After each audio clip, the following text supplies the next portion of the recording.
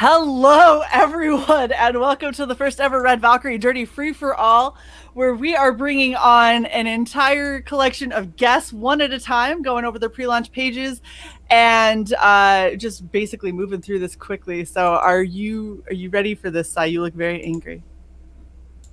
It was actually off, so. I like how you have RBF even in this instance of you. It's perfect. Dick. All right. So the first person that we have on is Mr. Wullie. How are you doing, sir? Doing good. Feeling dirty. Yeah. Ready for all this shit? Ready to go. Yep. I'm up for it. All right. So, Wullie, you have Tales of Mystery and Imagination. Did you want us to play your video to start? Yeah, go for it. It's very loud, just to warn people.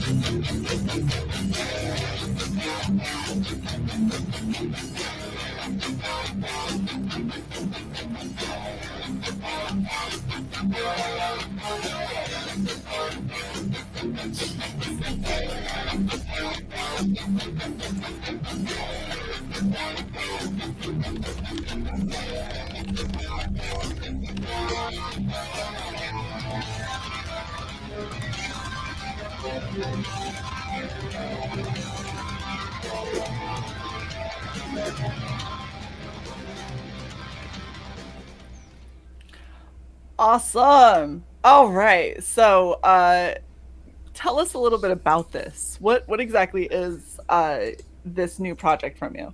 Right. Well, it's an old project remastered with some new material. About 6 years ago, I published a little anthology comic called Tales of Mystery and Imagination, the first issue of which I'm holding here. And in every issue, there was a story that I did, and I introduced this character called the Tatty Bogleman, who was kind of like the Crypt Keeper from the old EC comics, and he introduced you to the stories, but I also gave him his own origin and his own stories in there. And I've always wanted to go back, kind of remaster it and get it out there as like a little collection. And so that's what this is. It's a collection of the stories that I did for the anthology, all brought together as one, kind of like in one place. And I'm going to go through it and remaster all the stories. I've already done one of them remastered, and that was a Tatty Bogleman that was included in the last Ailsa Dark campaign, the 3D one. So I'm now recolouring that.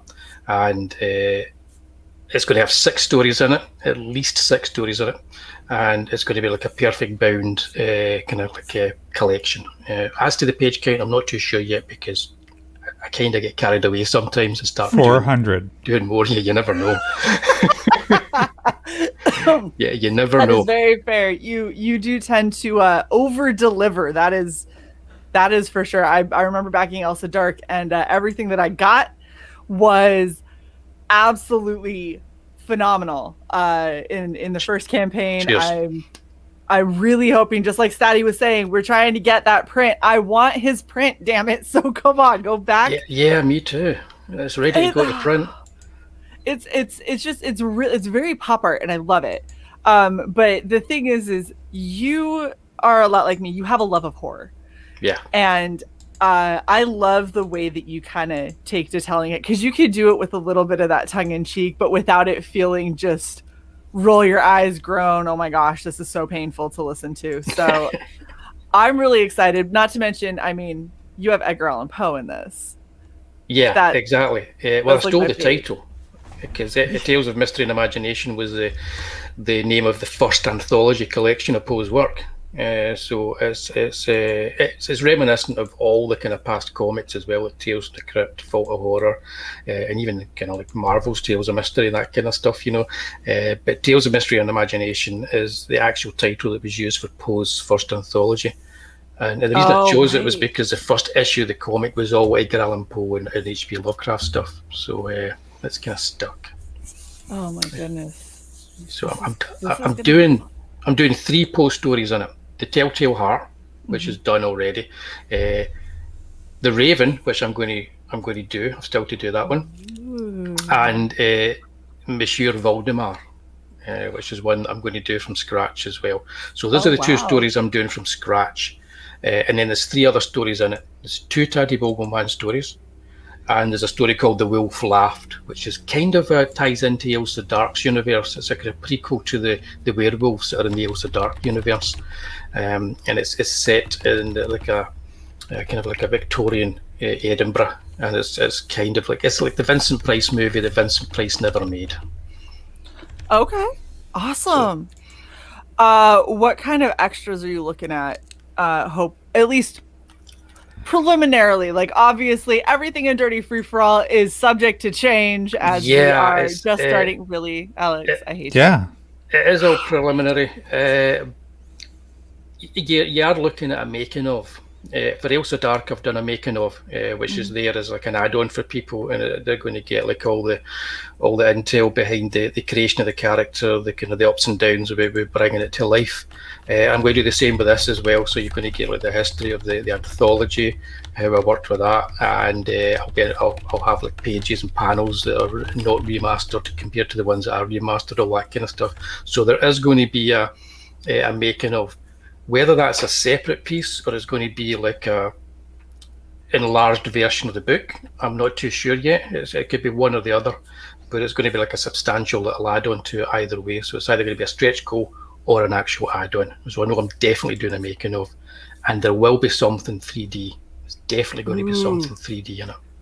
And so anyone who hasn't seen what Wullie can do with 3D, Wullie does really badass 3D. Like the comic that you did, that was the Taddy Bogleman, if I'm not mistaken. Yep.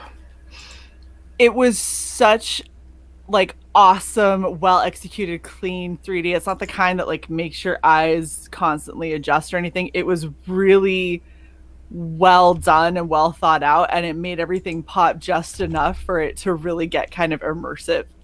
Yeah, cheers. I spent forever trying to get it just right. Well done, like a Donald steak. Exactly, just like Donald steak. It seriously was one of my most favorite parts of that first campaign for Ailsa Dark, was having that the way that you had the 3D going, and so the fact that there's going to be 3D in this, like, I mean, obviously, I'm already an insta-back. You've got Poe, you've got horror, you've got Lovecraft, you got 3D. Like, why wouldn't I back this? Taddy Bogleman is the creepiest thing I've ever seen. And he says all this shit with a fucking smile, which is just... Oh, yeah. He loves it. It's like... I say he's like the Scottish Freddy Krueger, because he does everything with a real gleam and excitement in his eye. But unlike Freddy Krueger... He's not easily defeated at the end of every story. The Taddy Bogleman is not going away. Nice. Yeah, he's here to stay. I have to commend his stitching ability to go from the bottom of his jaw to the top of his eyebrow. I feel like that's a little excessive as far as how long to stitch something, but good on him. The body that he inhabits in the origin story is a tailor, so it was only natural that he would be stitching the face on and do a very bad job of it. Right. Past Master Jan has a very important question. He says, "Is Wullie as freaked out as we are over Si's mouth?" I can't take my eyes off of Si's eyes, to be honest with you. It's like piercing, magnetic, sort of red eyes. Whoa, like that. I want that eye makeup. Like, I feel like I can never get that good of a cat eye, and that's just impressive as hell. I'm giving it a go. But yeah, it's not quite. No, it's not quite the same when I do it, is it? No, not quite. It's not quite as creepy. Past Master Dan also wanted to know, do you have any Robert E. Howard kind of influence? Oh, right. Oh, yeah, that's for later on next year. You're reading my mind there. Yeah, you're getting into my mind. Yeah, I've got the whole next year planned out as well. So after Elsa Dark's done this year and out the door in July, we've already got the date for the launch for when we're launching this campaign. I know it's going to get out the door for Halloween. So everybody's going to have it by Halloween because I've got most of the work done already for this campaign. So it's one of these weird kind of situations where most of the work for this is done, although I'm still working in the campaign that I'm doing just now. So once that's out the door, I do have a medieval Scottish story that's inspired by the Robert E. Howard Conan tales. The kind of the early kind of Conan tales, the ones that feel real, you know. The Howard wrote. So yeah, I do have that. If you can imagine Robert E. Howard mixed with Clint Eastwood's Unforgiven and a wee bit of Braveheart, that's coming up next year sometime. But that's all I'm going to say about that. And you're like, I won't say another word because that was already a lot. Actually, that said quite a bit. I'm super stoked for this. So how many stories minimum did you say you were including in this? There's 6 in there. And they're all of like about between 13 to 18 pages for each story, kind of like the Tatty Bogleman was. The Raven might be slightly less, but then Monsieur Waldemar might be more. And I'm looking at the Wolf Laugh. I'm going to add pages to my original story that I did for that, so that's going to be expanded a little bit. And I'll be able to tie that in as well to some of the work that was in the second issue of Ailsa Dark, because actually I took the origin of the werewolves from this story and used it in Ailsa Dark. So I'm now going back to slightly retcon things in this story to make everything kind of seamlessly fit together for my dark verse. So they're all going to kind of like combine, you know, and come together. And I might even introduce Edgar Allan Poe's stories to my dark verse as well. Why not? The public domain. Why? Seriously, why not? He wrote some of the most interesting horror stories out there, and the fact that you're pulling that together with your amazing art style and then able to incorporate it in your dark verse, like that just feels perfect. That feels amazing. It's fun. Yeah, there's going to be a combination of black and white and color as well. So the Wolf Laughed, I want to try and evoke like a 40s and 50s feel for that, as if you were watching an old Universal horror movie. So it's going to be in black and white and set in like the old town in Edinburgh. And Soulmates is in black and white, but I might colorize that. And that's a story that I did originally in the anthology, where I ran a competition and people were buying at convention into the competition, and what they won was they got slaughtered by the Tatty Bogleman in that story. So you'll be able to see the Tatty Bogleman not just kill people in interesting ways, but he's actually killing real people in this as well. So that's, you know, that's that wee bit extra for my horror. Just like a little bit, right? Because he definitely walks around with a couple of heads that have been severed, and that creeped me the hell out. And then I instantly went, okay, so I have to back this. Like, Apex Comics, thank you for the $5. He says, back my wraparound cover, Tales of Zero on IGG. 24-hour backers get a 3D poster. Very cool. So go check out. I'll check that out. 3D. You got me, man. Right. Every time somebody's like 3D, and I'm like, ooh, holographic. Ooh. Okay, yeah. So I have to ask my question. Okay. Yes. Are you going to consider patches at all? I answered it. Yes. Yes. I love that Wullie's just like, I already know what you're going to say. Yeah. For this one, yes, because the Tatty Bogleman does have a heavy metal feel about him. He so does. So, yeah, I think you're probably going to see a patch flying your way for this one. Yeah. I still want an Elsa patch with like her YouTube logo. I just like her with her fangs. Yeah, I'll work on that as well. Maybe for the next Elsa campaign, because it's going to be a bit more retro, and it'll probably suit a patch better. Yeah, you should launch a fake YouTube channel for Elsa Dark. I might do it. Probably do better than my own. I'm trying my hardest. Yeah, I gotta be honest. Get me in a wig and a dress presenting. Here's Plan 9 for there you go, space, guys. It's like you're reading my mind. That's me in a month or two. I know where to get wigs, Wullie. I'm just saying, if you need a good but inexpensive wig, I can help you out with that. Not that I'm sending many size way. Sorted then. Hold on, I'm gonna hold up 3 fingers. 3 wigs. 3. Yes, very good. Yeah, that red. That was definitely did it. 3. Yeah. Frog G has a very important question for you. What are your top 3 burger toppings? My top 3 burger toppings: bacon, another burger, and ketchup. So your dream burger is a burger with bacon and ketchup. Pretty much, yeah. Fantastic. Oh, that's amazing. I love the new question.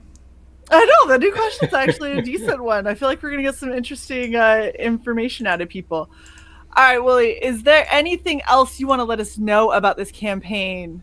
No, it's pretty much early days here. I've got it all kind of formed. It's in my head. I know exactly what I'm going to be doing with this when it comes out, and it's going to be a really nice campaign. I think if you like horror, you're going to like it. If you're the kind of person that thinks you're not too sure about whether you like horror or not, give it a look anyway, because it's got a wee bit of a wink, and a kind of like a wee bit of a fun quality about it as well. So I think you might enjoy it. And just to blow my own horn, I'm quite good at the drawing, and I'm not bad at the writing. So give it a wee look. I'm gonna go ahead and say, very good at the drawing, not kind of, quite good. Damn it, Wolvie. Legal question. Fuda, do you think should have balls or no balls?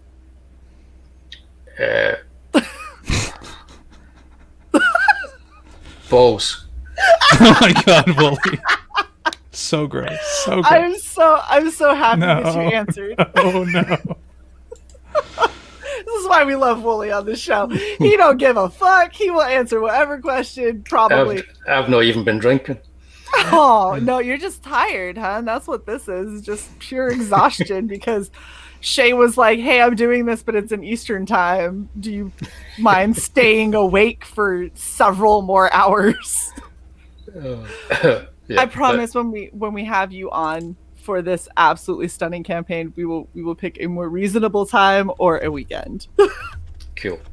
Thank you very much. It's going to be fun. It'll be a lot of fun, I can tell you. Absolutely. I'll be drinking that night. That's totally fair. So I do have one more question for you. How many are you hoping to get on your mailing list before you go for launch? Like, do you have a number in mind, or are you just kind of whatever you guys get? I don't know about a number. I'd like to get a few hundred on there anyway. That's always nice if you can get a few hundred on there. Yeah, why not? Yeah, I don't see why you wouldn't get a few hundred, but in all honesty, Wullie, I've been shocked that a lot of your campaigns haven't hit much bigger numbers than what you've been pulling so far. So I'm hoping.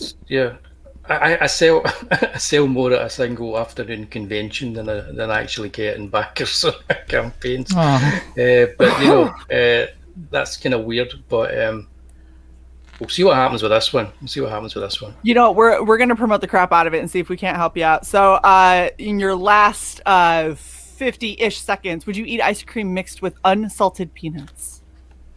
I'd eat ice cream mixed with anything. Mixed with Fuda. Pretty much. Mixed with Fuda. Yeah, balls or no balls.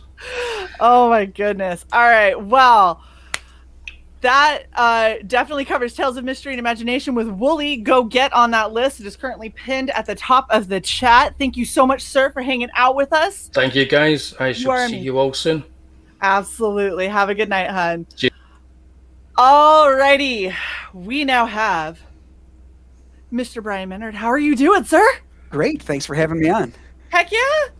Absolutely. So we're here because you have a trade paperback that is the Siamese. Right. Correct. That is correct. It's a compilation of 4 issues that were already published by Dojo Kun Comics. So although I'm new to the community, I'm not new to publishing. I've got like 12 comics that I've already published. This is my first crowdfund, though. Okay. Awesome. Did you want us to play your video? Yes, please. Fantastic. It's a great intro. Okay.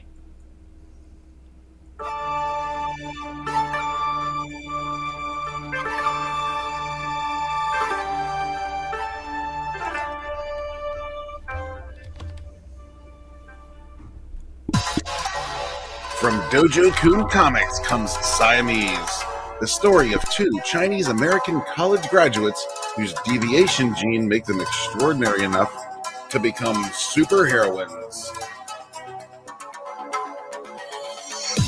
This trade paperback combines the 4-issue Siamese miniseries previously published by Dojo Kun Comics.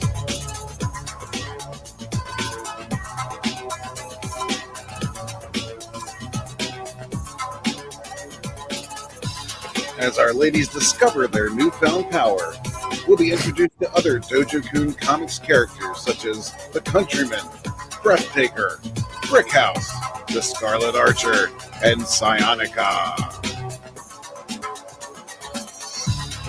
Dojo Kun Comics has released over a dozen comics so far.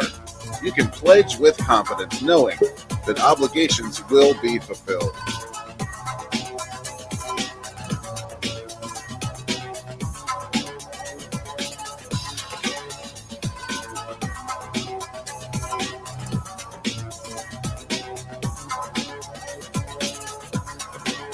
Superheroes are coming back. Don't miss out on Siamese.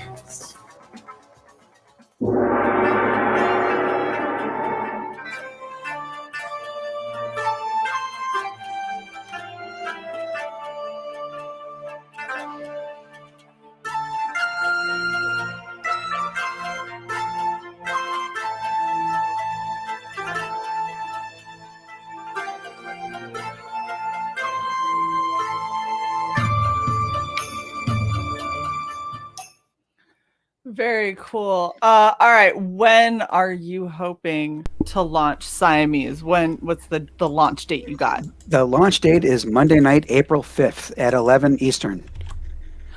All right. So I'll be on the Michael Bancroft show, Late Night with Comicsgate. Fantastic. So You said Bancroft. I know. Sorry. It's always Bancroft. It's fine. We got it. No, Bancroft's our unofficial rival. Okay. we love him. He's good peeps. He might even know that someday.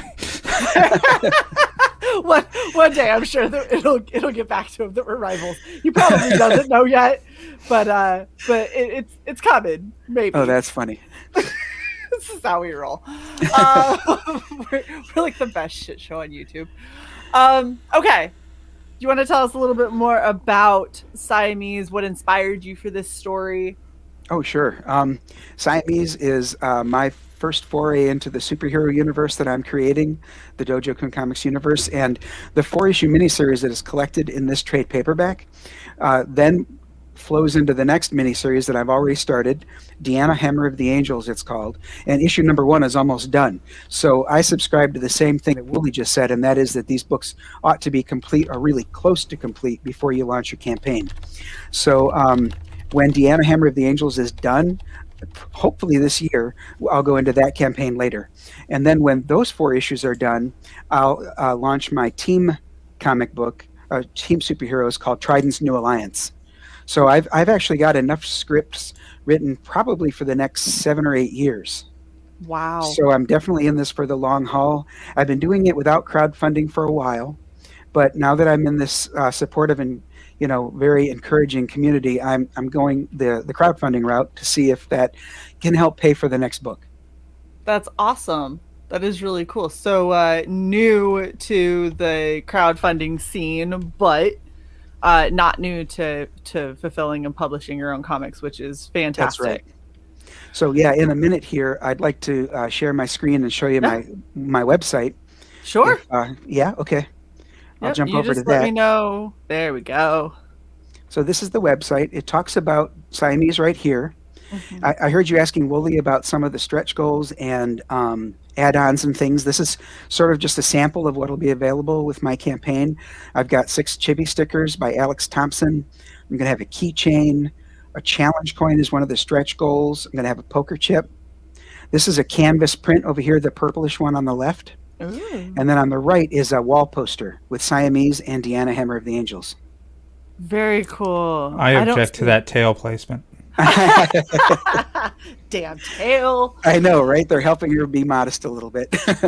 Yeah. So I'm gonna this here is a campaign for later. I don't want to spend my time on this one right now. So I'm going to jump down to talking about the comics that Dojo Kun Comics has published already. Here are the 4 that will be in this trade paperback. But then there are these here. And this really isn't trying to be, I'm not trying to brag about it. I just want people to see that what you just said a few minutes ago is absolutely right, that I've been at this for about 6 years now. I've got an anthology book here called Toro Tales. And Toro, by the way, is the stone lantern that you see in my logo. The name Dojo Kun is also Japanese, like the Toro lantern. Dojo Kun are the 5 rules of the karate dojo. I've been a karate student since college. Awesome.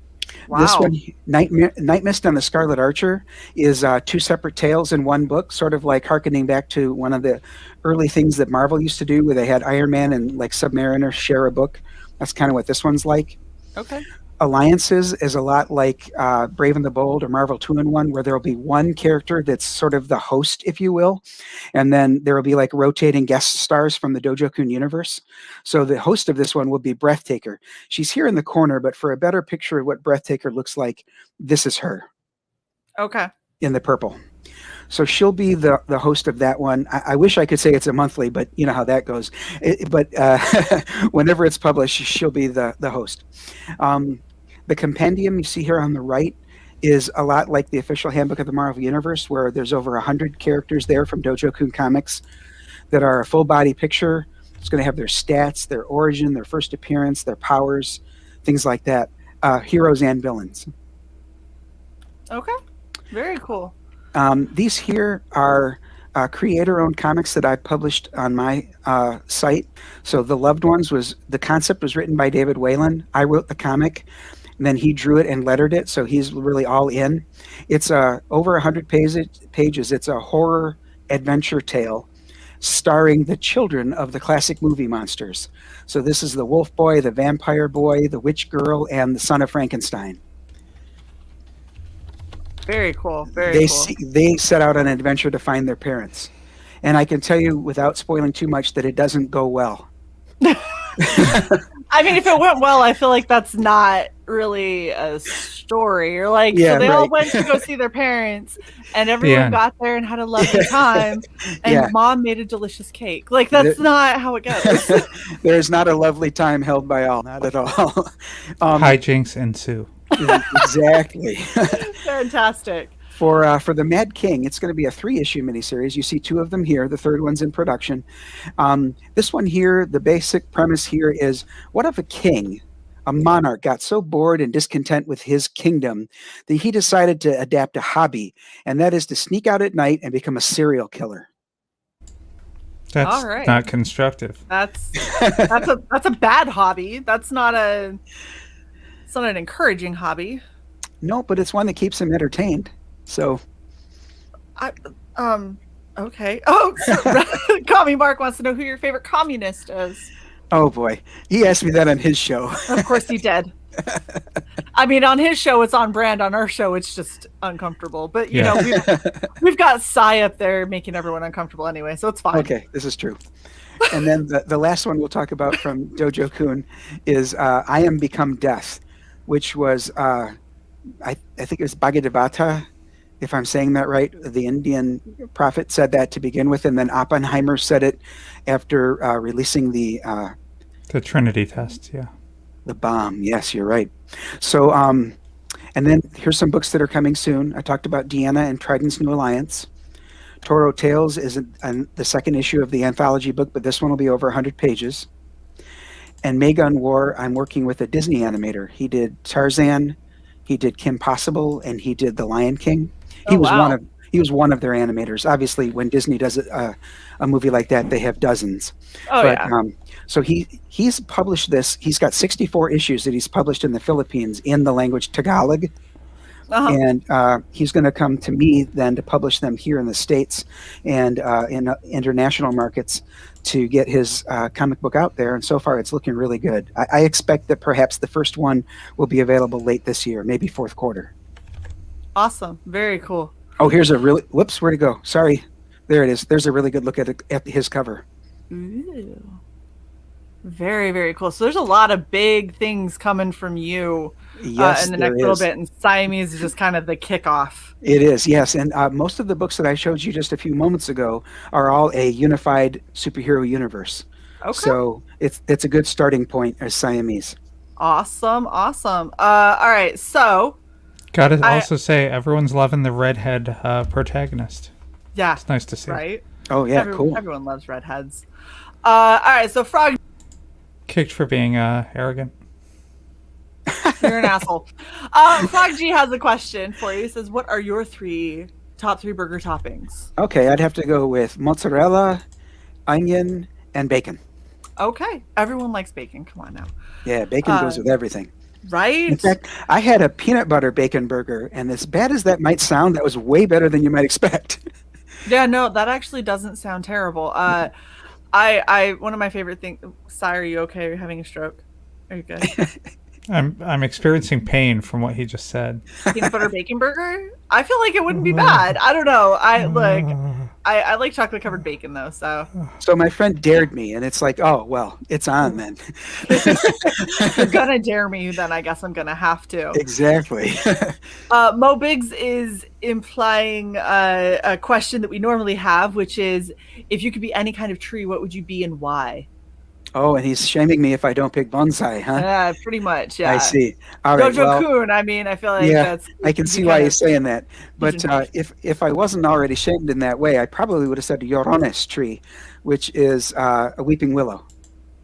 So you and Sai would share in the willow trees. It seems. Don't you glare at me? I can tell when you're glaring. This is my glare. Your glare is just closed eyes. Got you. Good to know. They're not closed. They're slits. Oh, okay. All right. So if we're going to get back to Siamese for just a moment, so you're looking at over 100 pages so far. That's right. How much of that is story? So each of those 4 comics was 22 pages long. So Okay. there's 88 right there. And then there's going to be a fan art gallery, a professional art gallery, and then some behind-the-scenes concept art with both the co-creator of the characters themselves, Sai Lim from New Zealand, and also some work by the 2 artists. I had 2 different artists work on this. Numbers 1 and 2 were done by Mike Salter.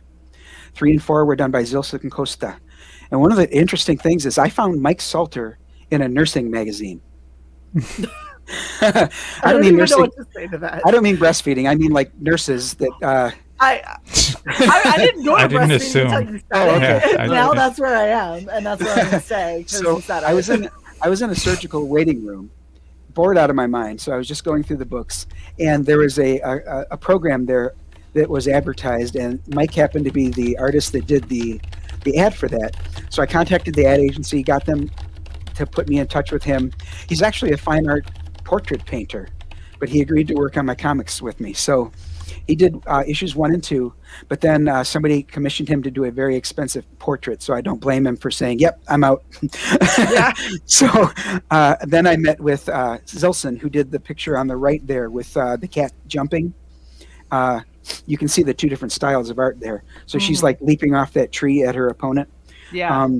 Zilson is, like I said, he's from Brazil, and I have to say this about Zilson: when he reads my script and then gives me his pencil sketch, he's dead on. Like I can almost never find something that needs to change, which is fantastic. That's always good when you have that kind of like melding between you and your artist. Fantastic rapport between us. Yep. Yeah, and it's difficult to find, so that's really exciting that's something that you found for this project, which is of course going to be just awesome to see. All right, so I don't think I asked, are you considering patches at all? Oh, yep. You know what? I was prepared for that question because somebody told me about you. Oh, you're gonna go talk to Shae. Be prepared to answer about patches. As a matter of fact, I've already priced that out, and that will be an add-on. Yay! Okay, I'm happy again. Look, I don't care if I sound like all I ever do is say the same, thing over and over again. I know what I like. It's your shtick. I like patches. I want patches. If people have patches, it makes me happy. If you don't have patches, then I'm sad. I don't really know what else to say. Okay. You actually put them on a jacket, or you just collect them? Yeah. I will be when I finally take the jacket in to have somebody professionally sew them on. But we've got some pretty awesome jackets that have our logo on the back and are embroidered with our names. So, and the picture isn't on this brand, so we can't show it. Yeah, I sorry, I didn't port it over quickly enough. So you're gonna have to make sure that you save room for Siamese. There you go. I will. I absolutely will. Okay, Awesome. Take us back to the actual brand now, jerk. Thanks.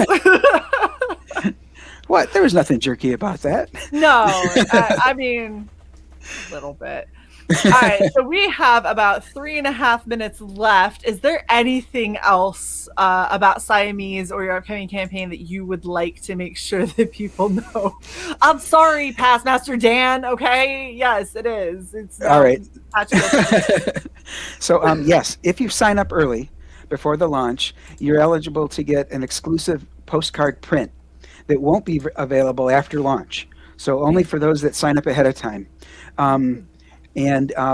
The launch is April 5th, like I told you. I won't say where because I heard what you said earlier.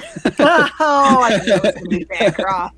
Damn it, Bancroft, stop scooping all of our guests. But I'm probably going to use the methodology of a 30-day launch to see how things go, then perhaps extend it for 30. And then if that goes well, I'll go into in demand. I think that's a pretty good methodology for what's considered a new creator in the industry, or in the community. Sorry, not the industry. The advice that I would give you is if you make your goal, go in demand, period. There's no reason not to unless you are immediately going to print and therefore need to know what your final numbers are. Because if you keep in demand open, it's basically an online store that people can kind of come and go as they need. And once you want to leave money on the table. Exactly. Once people start getting it and reading it, then you're going to have that buzz that's going to be, created for your stuff. And if they can go onto Indiegogo and back again, and you have overage print, which most people try to do at least, then you can still fulfill. I would just say make sure that you have a hard cutoff for any physical stretch goals. So they'll go up until you go to print. Once you go to print, stretch goals can no longer be accrued no matter how much you make in demand after that point. It's a good idea. Something else I'd like to reveal is there will be a regular cover and 5 variants. Good shit. One of the variants is going to be a limited edition hardcover. So there will be 50 copies available as its own tier. And then there will be an upper tier that includes all of the variants, including that hardcover. So there will be 50 available there and 50 available on its own tier, and then that's it. Why does that give you heartburn? I'm trying to do math. Backer. I see. Yeah, awesome. I've got, last I checked, it was 49 pages of backing. So wow. Yeah, I might have a problem. It's like a small one. And see, I agree with Kobe Mark. 6 covers is that's mental. That is a lot of covers. So I was having so much fun getting them, though. I mean, I've got the interior artist Zilson doing one. The hardcover, the limited edition hardcover is by the Barton brothers, so that's going to be fantastic. Yeah. The Disney animator Arias Hernandez that I talked about a little while, he did one. So wow. Yeah, it sounds like you have a lot of great ones. Just be careful that you don't end up getting your tiers a little bit too cluttered, because then people have too many options and it gets too difficult to make a choice and they end up going somewhere else. Would be my last bit of advice. But I wanted to thank you so much, Brian, for coming out and hanging out with us. And thanks for having me on. I really appreciate it. And being one of the catalysts for the show. Right? Yeah, that's right. Go sign up for the Siamese mailing list, and we will see you when we can get you on live. So awesome. Thanks so much for hanging out. Great, thank you. Peace. Okay. I think we should replay the intro every time. No, that's way too much. All right, next up we have Mr. Richard Embree. How you doing, sir? Good. Is my mic on? Yeah, you're Yes. good. I can hear Oh, you. okay, It was. okay. I was it was, and then it wasn't until I turned it off. Right. Oh, okay. Yeah. All right. Okay. Let me. So I am looking into patches. Let's just get that out of the way. It's just If you need I'm a looking guy, into I got a package. guy. I'm thinking, Let me yeah, know. really, we might go like Sheriff patches or something, Sheriff, because I got a Western comic coming out, so maybe that might be it or something. So something cool, but Yes. I also love designing merch, so if you need cool. help, Yeah. it's horrible. All right, so I am going to replace the pin tweet because I'm still getting used to this. Ready, go. Oh my gosh, YouTube, why do you take forever? And you know what, Sai, shut up. Anyway, so you, sir, on your pre-launch page are quite fair. Yeah, It I just really got the cover, and I wanted to start early because last time for the last goodbye, I think I did like a month and a half, and I was like, oh, I got 30 people, that's cool, that's good enough, and it totally wasn't. I think I could have raised a lot more. Enough. Yeah, so I'm like, you know what? I told the artist, once you give me the cover, let me just start selling this. Let me just put it up and start building the campaign, because it takes a long time to get people to even see it. That it's a lot of fish in the sea. So yeah. Do you? I do think you have that's an a idea? website. How what? I think that's a website. It's a dating website. Too many fish in the sea. Oh, Yeah. So you're gonna get me in trouble. My wife might be watching this. I didn't say grinder. Okay. Whoa. See, this is what happens when we let Sai run things. Sai's making me blush. Right? Okay, so my question for you that I have now forgotten because Sai wouldn't shut the fuck up. She'll remember backstage. You're an asshole. Thank you. So Good question. do you have a launch date in mind already? Launch date, we're looking at 3 to 4 months. Right 3 to now 4 I'm just I'm concentrating on getting people excited about the project, getting them as much emails as I can, and I got a lot of announcements that are going to come in the next couple months. I have a lot of people doing variant covers, and this time with my first campaign, I was new to CG, new to the scene, as far as like the internet scene.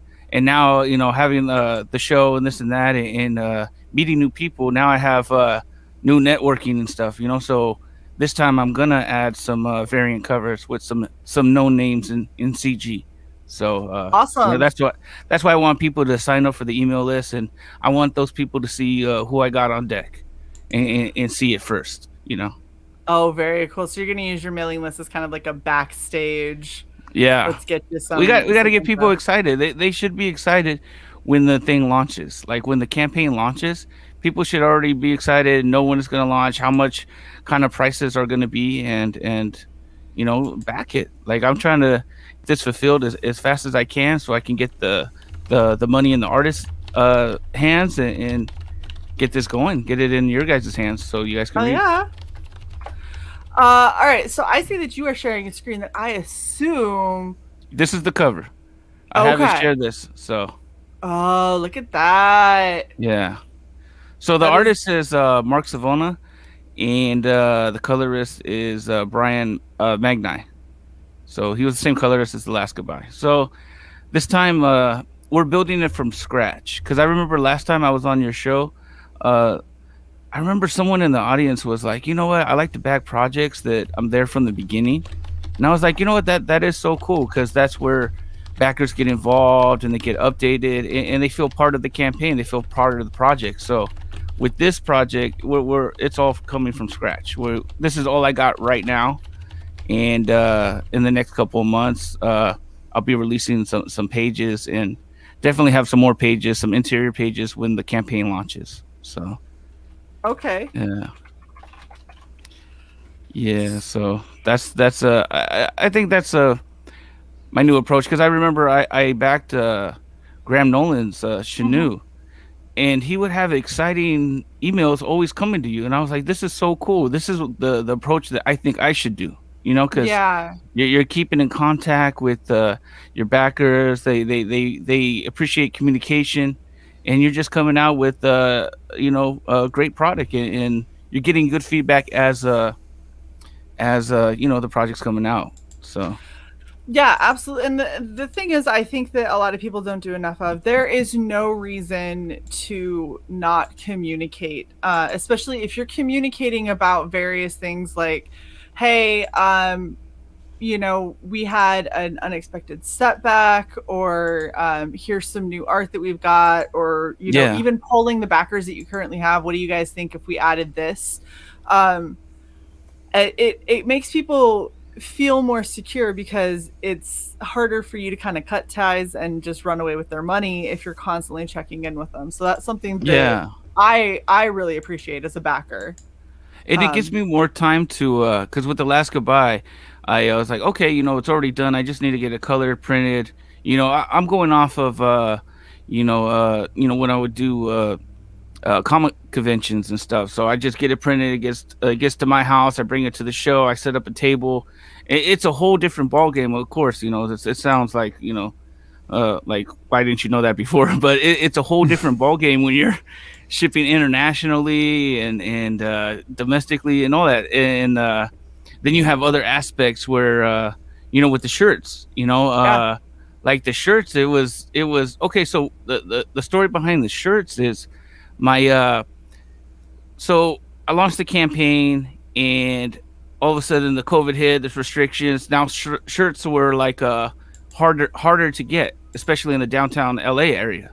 And so he was like, well, shirts are hard to get. I was like, okay, well, buy this amount, and then I'm going to take shirts off the on demand. So I know I have enough shirts to do it. And then he ends up printing the shirts. And then he ends up getting COVID. He ends up in the hospital in a coma. All this is happening behind the scenes, and I'm not saying it because as a backer, like, it sounds like excuses, It's like, wait, here we go again, So I was just like, all right, I just got to eat it, make it happen, and try to communicate as best I can. And when I did get the shirts, they were printed wrong, so that's where I had to print them up again, because I advertised a certain shirt for so long, and then people get it. It's not the same thing. I'm like, oh, dude, this is, but it is what it is. It's the price of doing business. So can I just say I very much appreciated getting both shirts, because they're very different feels, because the one that has the full picture that isn't cropped wrong is a very thick shirt, and then the other one that is kind of cropped up more is very, very thin. And I was like, I kind of like that these both exist. And they're slightly different from one another, because normally when I have a real thick shirt, my go-to is to distress it, because I'm I like this kind of shit. And so I was happy to get both of them, because it was kind of like, I could have one that stays nice and one that I distress, or I could have one that I send to Sai, so Sai can represent. I'm still deciding if I'm sending it or not, by the way. I don't think you're gonna send it. Look at I was like, bitch. But you know what, at the end of the day, it's just when I had my campaign, my whole thing is I wanted to make this a fun purchase. I wanted to make it stress-free. I take all the stress. All you have to do is back the project and know that you're going to get your comic and enjoy it. And so it was I'm sitting there with shirts that weren't printed right, and then I'm just like, I'll print up new shirts, and then I'm just like, I'll just send them both. That's just the way to fix it, and that's just, Well, and that's exciting that that you had that kind of a fix. And for as a backer, and this is something for everyone to kind of consider, if you have things like that are small misprints that aren't what you wanted, but they're not necessarily bad, like, it's still very much wearable, it's still nice, and it was just you wanted the full picture, and they had less than that. And it was what I was advertising, so I felt like, right. And so that's the thing is it's like, I get wanting to make sure that what you advertised and what you actually provide match. And you absolutely should do that. But as a backer, when I ordered one shirt and I get two, I get excited because I feel like I won. Yeah, I want everyone to come back. Everyone that buys and backs me you're winning. You're gonna get a good quality comic. You're gonna get a good story. You're gonna get good merchandise or whatever. Oh yeah, it's gonna be fun. So that's awesome. Get the other shirt, asshole. Fine. All right, so the Devil from Talonflats. Tell us a little bit more about that. We've got about 9 minutes left before I'm gonna boot you. So.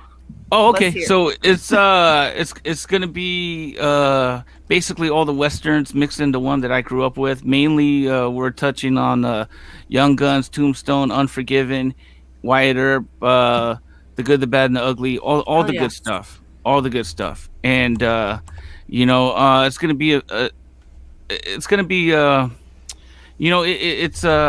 story with a lot of heart in it too, because it's not just gonna be action, violence, and this and that. There's gonna be some violence in it, and it's gonna end with violence. It's a western, like it has to. That's like, So look at that. That's obviously gonna end with violence. There's no way that doesn't end with violence. It just it looks like a giant standoff where it's like, all right, who's getting shot at high noon? Well, it's heaven meets hell, and so your main character is like, almost like the Avenger of Death, so or the Angel of Death, I should say. The Angel of Death. Nice. Yeah, so that it's about a bounty hunter that gets wounded and cared for by a widow. The widow is on some property that this banker in town wants to get a hold of, and he has the resources to support a gang of outlaws in the town that keeps everyone in check and does his bidding. And so now we have this outsider coming in that they don't really know too much about him, and they're gonna figure a way out to figure this out, or he's gonna just take control and everything. Bullets are gonna fly. So that's where we're at right now. But it's gonna, like I say, I've been. If you read The Last Goodbye, I actually wrote that like 6 years ago, maybe 8. I think I published it 6 years ago and wrote it 8 years ago. So I've learned a lot as a storyteller. I learned a lot as a creator. I learned a lot about character development. So right now you're going to get the product, me as a writer, at my best. This is going to be my best. I'm putting my heart, my soul in it. And even the artist, Mark Savona, he's a Canadian guy, very nice gentleman. And he's not really a fan of Westerns. So to promote this, we're also going to do like a YouTube kind of show where it's Mark and Richard watch Westerns. And I'm going to try to convince this Canadian gentleman to be a Western fan. So, and you're gonna subject him to as many Westerns as possible and be like, come on, you like them. Okay, so quick question. I am not a Raider fan. I just was too lazy me and my wife changed rooms, and she is a Raider fan. And I was just too lazy to take it down. And so, and every time I reach for it, she gives me a look, so I just leave it up. I'm actually a Rams fan, but I don't know if that's any better. But we got Stafford. I like how I was like, does he like any professional football team? Yeah. Shots fired. Great. Yeah. That's freaking hilarious. I could give two shits less about football, to be perfectly honest. Yeah. I like hockey. Football. Yeah, I love hockey. The Ducks are that's the squad for me. Wait, I live in Anaheim. Oh, damn you. Yeah. Fucking you got Solani. Everything that comes out of California. Oh, God. Teemu Solani. Oh, man. Dislike. Solani, you got, Getzlaf, Perry when he was good. Yeah, I used to be a Bruins fan, and then the Bruins are a good retired. Team. Yeah. I used to be a Rangers fan. And then Lundqvist went to the Caps. Fuck. I'm not going to cheer for Ovechkin. Yeah, I don't think anyone wants to cheer for Ovechkin. Yeah. All right, so getting back to the task at hand. Nope, Damn it, we're this is hockey stream. This is horrible. This is why it's a dirty free for all, Careful. everybody. Anything can Careful. happen here. Careful talking sports, because I got my channel banned, and I blame Canada for this. I got my channel banned because we were talking about the rules between football and Canadian football, NFL and Canadian football, and we used this video that had the rules and the differences, and we were watching and reacting to it, and this guy decided to strike my channel. Oh gosh. And I'm like, what do you? I thought it was Use it for educational joke. purposes. You can't strike me. Yeah, and no, it didn't work out that way. But, Did you play a video? oh well. I played his video. Yeah. And then so, he copyright claimed him. Yeah, so I don't even want Right? to mention his name. He has the power of the YouTube. Let's not do that. So, bring Let's it. not. No, stop it, Thai. Shut up. Bring it. So I might how be many- back March 21st. How many pages are you looking at for The Devil from Talonflats? We're looking at 50 plus. 50 You know, plus. Dang. If 50 to 70. You know, Okay. I have like a goal because I want to make sure that they get enough pages to where it's worth the money. And but at the same time, I don't want to just limit it to 50 or 55. I want to make sure the story is ended correctly. So that's where. All right. So it could be 62, it could be 58, wherever I feel the story will end correctly as long and as be it'll satisfying. Be over 50. Yeah, Okay. that's you know.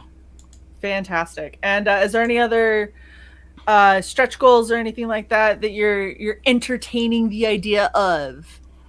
So as far as I want to do like a mini poster from like a pretty known artist at 10K, but I got to hit them up and see if I can even, you know, if that they would even entertain the thoughts, because you know a lot of those guys are really busy. Finley. Yeah, He's not doing it's- anything. Yeah, but I can't afford Stanley, that. he's really not doing anything. Yes, Oh, go man. for Stanley. If you, I'm telling you right now, if you get Stanley to do a pinup for you, there's a little bit of an issue, just like a minor issue Yeah, of I don't- moving. Stahnlei, Stanley.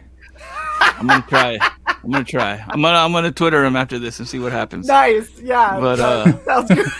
You'll get a response soon, promise. I was thinking of doing bandanas to fit the whole cowboy theme and stuff. Oh. So maybe some cool looking bandanas. And Well, if you ended up doing them kind of like how Phil did for the Lost Pages, because he did his as like a little triangle, like tie bandana, that Yeah. you know, face mask with everything going on. So it actually has a practical application in today's world, but you could definitely do something that really kind of sells that Western feel. yeah. That could. I was that thinking could- that. Of course, patches. You know, if it's a sheriff patch or something with the logo on it or something. I don't know. Yeah. There's a lot of things out there. So Oh, the sky is the limit, sir. All Yeah. right, you have about a minute and a half left. Is there anything else that you want to let us know about the Devil from Talonflats before I boot you? just sign up for the email list and see. At least do that so you can see what we're bringing to the table and see if it'll interest you. I made a lot of improvements. I brought in Vince Moore, who has like 20 years in the retail game and has writing credits. He even wrote a Total Recall and has editing credits. So he's going to be my editor and help me, you know, get this right, because I think I was wearing too many hats with the last goodbye. And Yeah, Vince is going to help me out. You know, that makes this editor and that editor's heart so happy to hear. Trust us. Yeah. So that and Mark's finishing up a project, and that's another thing. I get a jump started on this because by the time the email list is like halfway done, Mark will be done with his project, and then we can just go right into production and show some pages, and you know. But I got 2 covers coming up that I'm gonna release. One in like around a couple weeks, and then another one a couple weeks after to get people excited for the launch. yeah. So, That's and gonna one be last thing, if I have time, I want to make it to where shipping is free in the U.S. So the goal for Okay. me, if I can make this, it would be if you're just going to buy one issue, it's going to be $25, and that's including shipping in the U.S. Okay, perfect. And then I'm also Wow. offer digital for overseas. So, and that's it. That's all I got right now for you. Fantastic. Well, So- thank you so much for coming and hanging out with us, Richard. Make sure that you get on the mailing list, and we will see you shortly. I am sure of it in a couple of months. Definitely. All All right. right. Thank you for having me on. Thank you, Yeah. Shae. Take it easy. Thank you, Richard. All righty. Gosh, you feeling tired yet? Feeling a little Yes. tired. I don't know if you saw my cybernetic self yawn. I was like, No, I saw you completely freeze up. Well, shake that rust off because we've got a duo coming up now. We've got Mr. Mike McMahon. How are you doing, sir? I'm doing very well. How you guys doing? Good, good. And we have the moral compass of CG, Mr. Mark Poulton. How are you doing? I'm doing great. Thanks for having us. Hell yeah. So thanks for coming and hanging out on our inaugural Dirty Free-For-All. And we're talking about your super badass US Assassin Book 3. And before I do that, hold on. Copy, paste, enter, pin. I'm trying to get a system down because I suck at this. Theoretically, it's pinned. The mailing list should be pinned in the chat, everybody. So go and check it out and get on the mailing list. I'm not having a stroke. I'm scratching my back. Oh yeah, everything that you do with this Avi is just so fucking weird. It's hilarious. Right? Every time it's like, "Oh, rub my face," and the mouth is like going everywhere. I'm never gonna not laugh at that. All right, It's too so funny. you guys have a Ah, video. stroke. Do you want us to play the Please video do. first? Yes. Oh, you guys have it up, so I don't need to share. Oh it. yeah. I like it. Missionary Flip Gordon.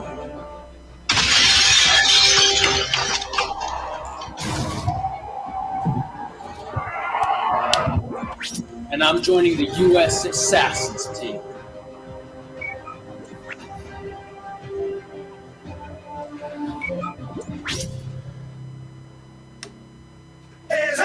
Yeah, this is US Assassin. They bout the action, ready to make it happen. Yeah, this is the elite government task force. Whole team is official. What more could you ask for? Yeah, this is US Assassin. You don't want drama. If they pull up, they blasting. Monsters of the graveyard shift. You ain't never seen a squad quite like this. We got Bazooka Dog, and he don't cut no slack. A dog with a giant bazooka on his back. Slither is a reptilian, alien. 3 snakes for a tongue. You don't wanna mess with him. Sensei Steel, who is so mysterious, martial artist and trainer. Swift with the hits. Zero Face is a bad guy turned good. The mercenary is a beast, get it understood.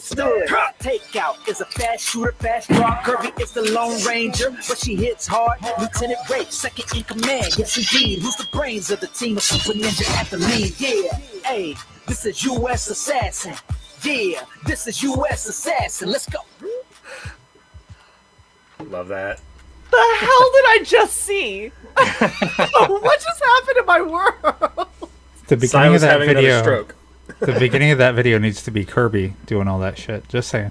I was dying because he was like, "I'm joining the U.S. Assassins," and then I see him do the flip, and I was like, "This is straight up some WWE shit happening right here."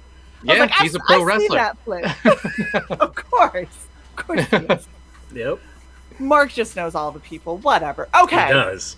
Right? This is Mark. Can we So- just be friends? Sure. Yay! I thought we already were. I mean, we are, but I wanted it public on a live stream so I could hold it over you later when you're like, "Yeah, I don't know about Shae." Be like, "You said we were friends. I have." I don't know this bitch. He's a moral compass. He will always say he's your friend.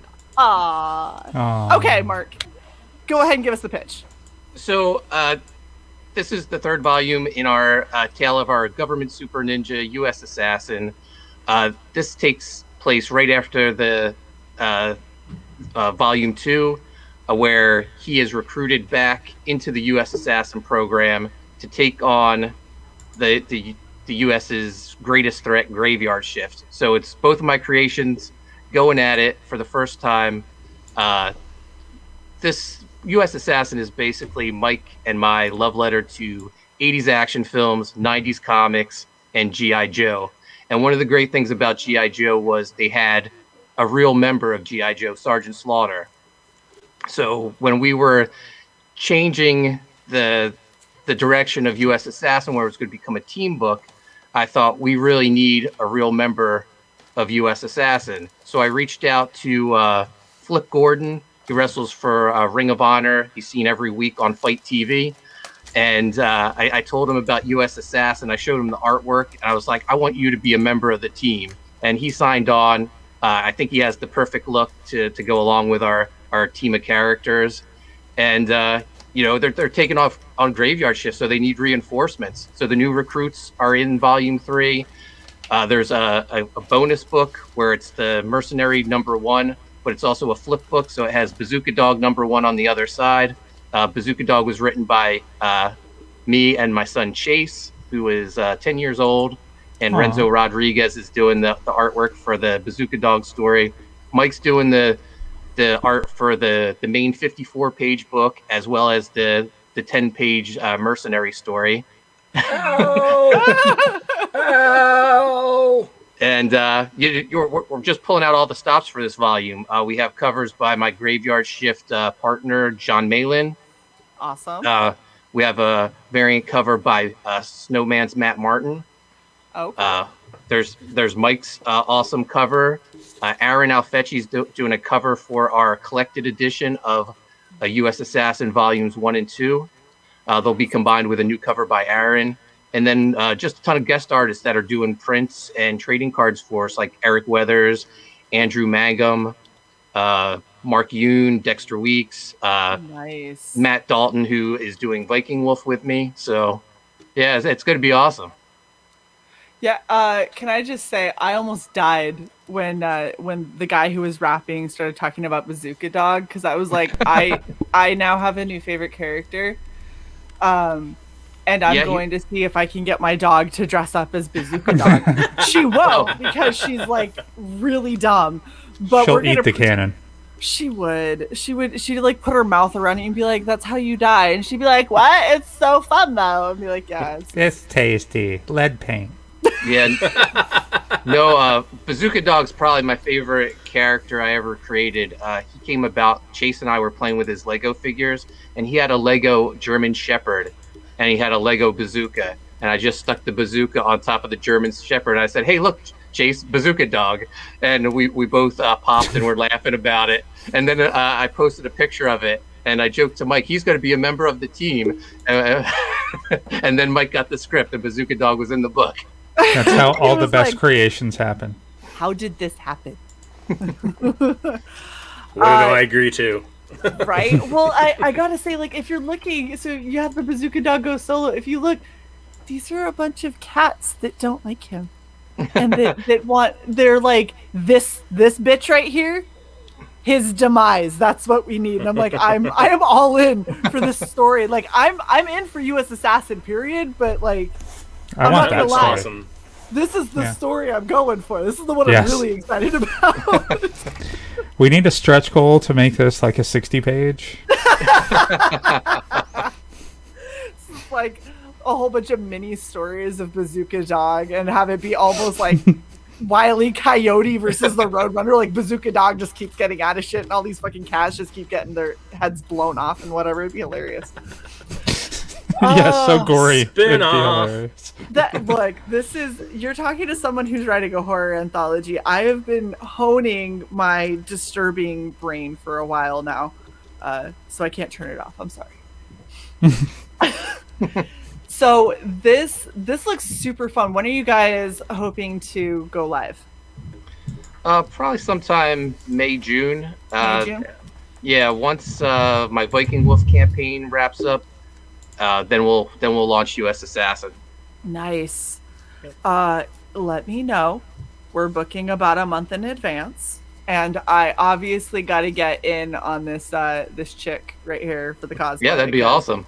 Right? That would be cool. Like, she's pretty badass. I'm gonna, you know what? Y'all keep drawing people in these fucking bodysuits. I'm just gonna have to start investing in like rubber superhero suits that I could paint and then somehow wash clean and paint again. Because they all have the same base, but all the coloring is so different on all. I think Alex is having another stroke. You okay, This Alex? is the look of me not objecting. And trying to keep like a straight mouth. Not working. Fantastic. There. That's hilarious. Oh god, Lyle, that is the creepiest thing I've ever seen. Don't do that. Don't do that. US Assassin is a top book for Phil, which is awesome. Thanks, Phil. Phil's a huge supporter.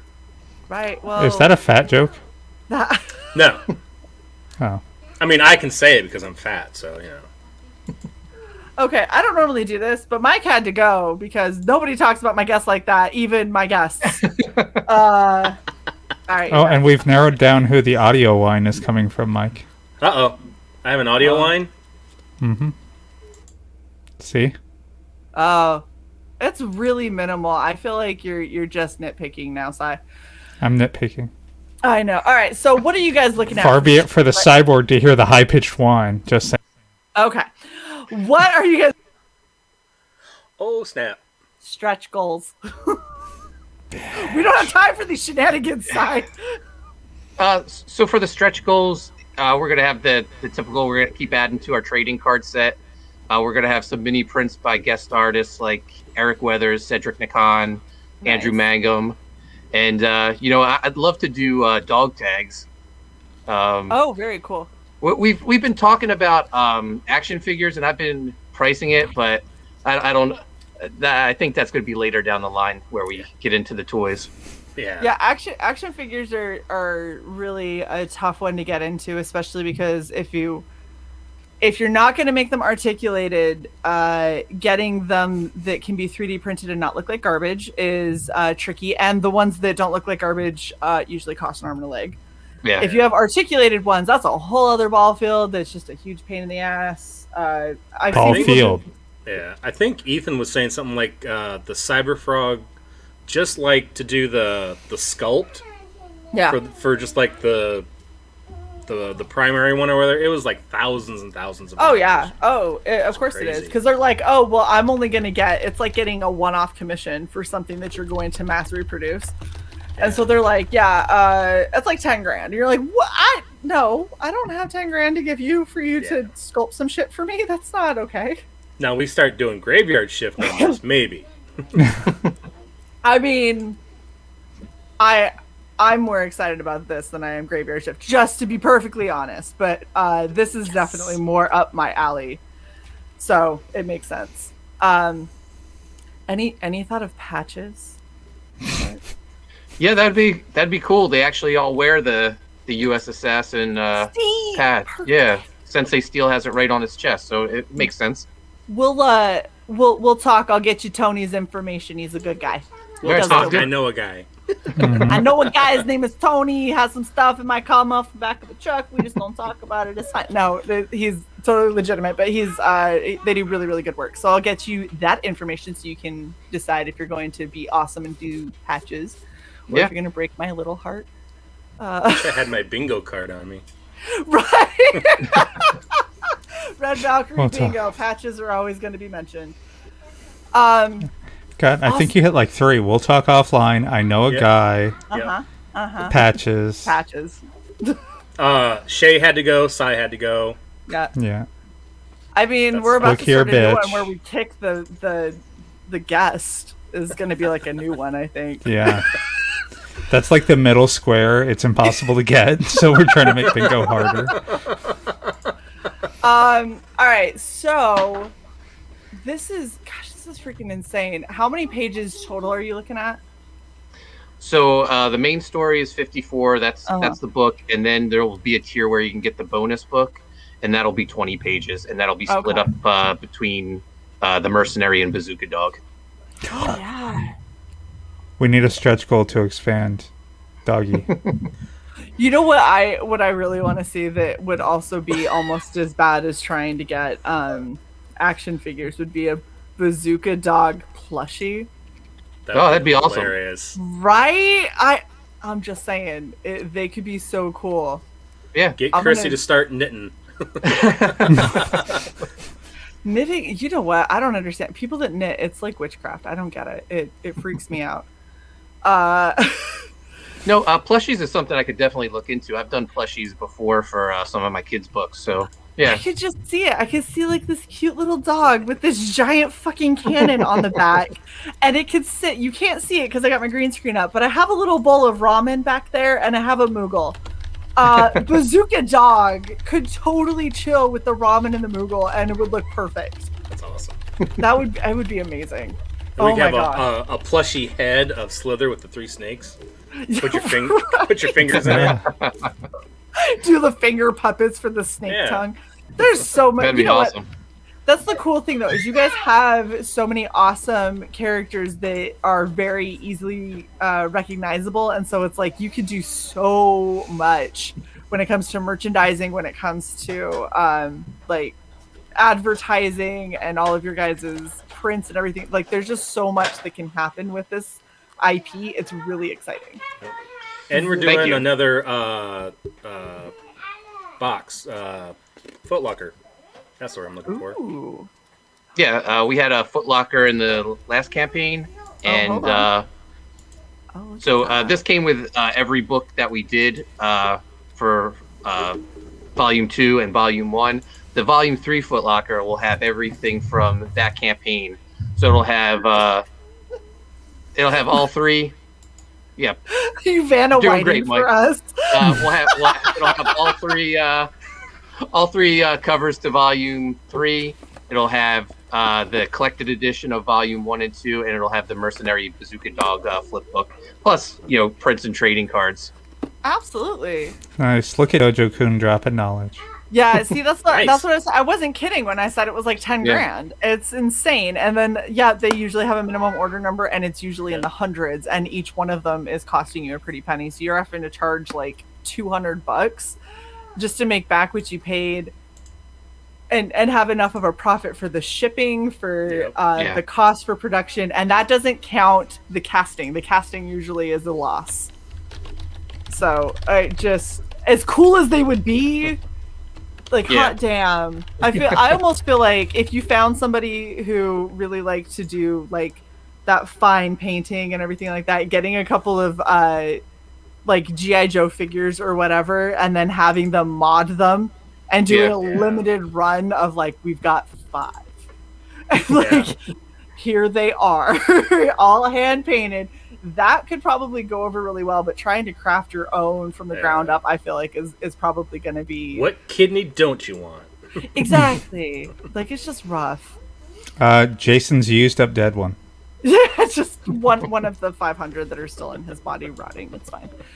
Okay, so we've got about 2 minutes left. Is there anything else that you guys kind of want to let us know about US Assassin? Because this is an exciting one. USAssassin 3.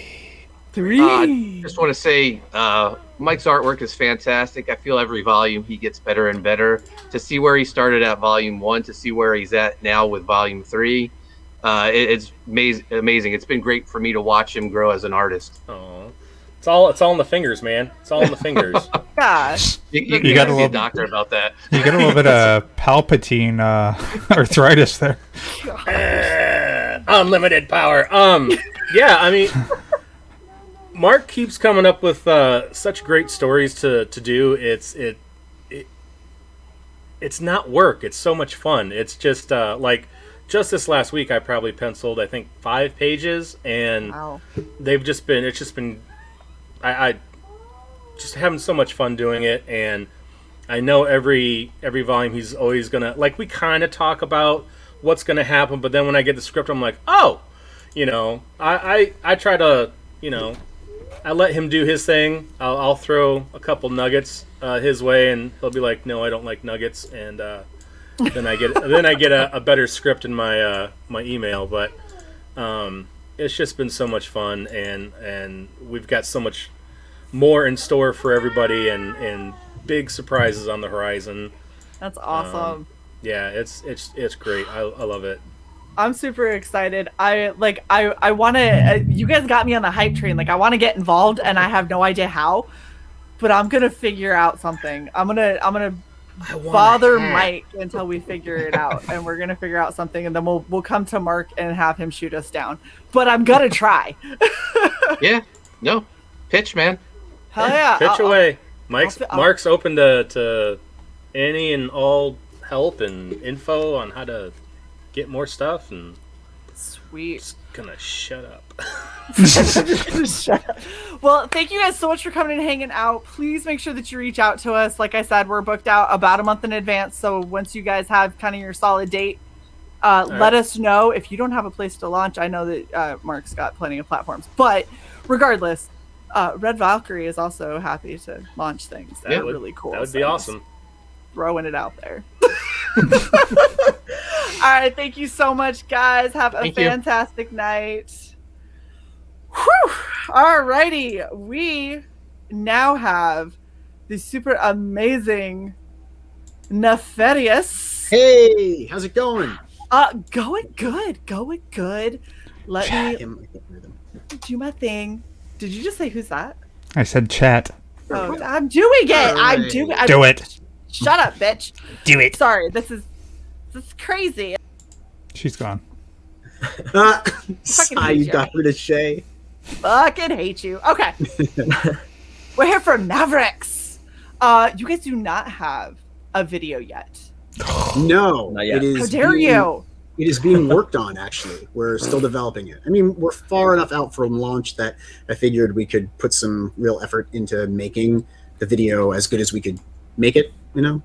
We actually have a friend who does a lot of cool video and all kinds of cool processes like that. He just sent us some cool kind of animations. I broke up some of our illustrations, and he's a professional videographer. It's actually the guy that I work with in the other company that I helped found. So you're gonna get us in touch so I can have my dream job, right? Yes. If you want, I mean, absolutely. Send me your info and I'll pass it right along. Like I said, I founded the company, so that was the funny thing. I was supposed to join the military as a videographer, and then they had me take a test, and they said, "JK, you're doing this now," and I was like, "Oh what? No!" So COVID hit us pretty hard. We were doing Coachella this year. We had 3 or 4 slots lined up, and we were doing South by Southwest. Last year, I should say. But yeah. Anyway, we're getting off the subject. Let's talk about the book.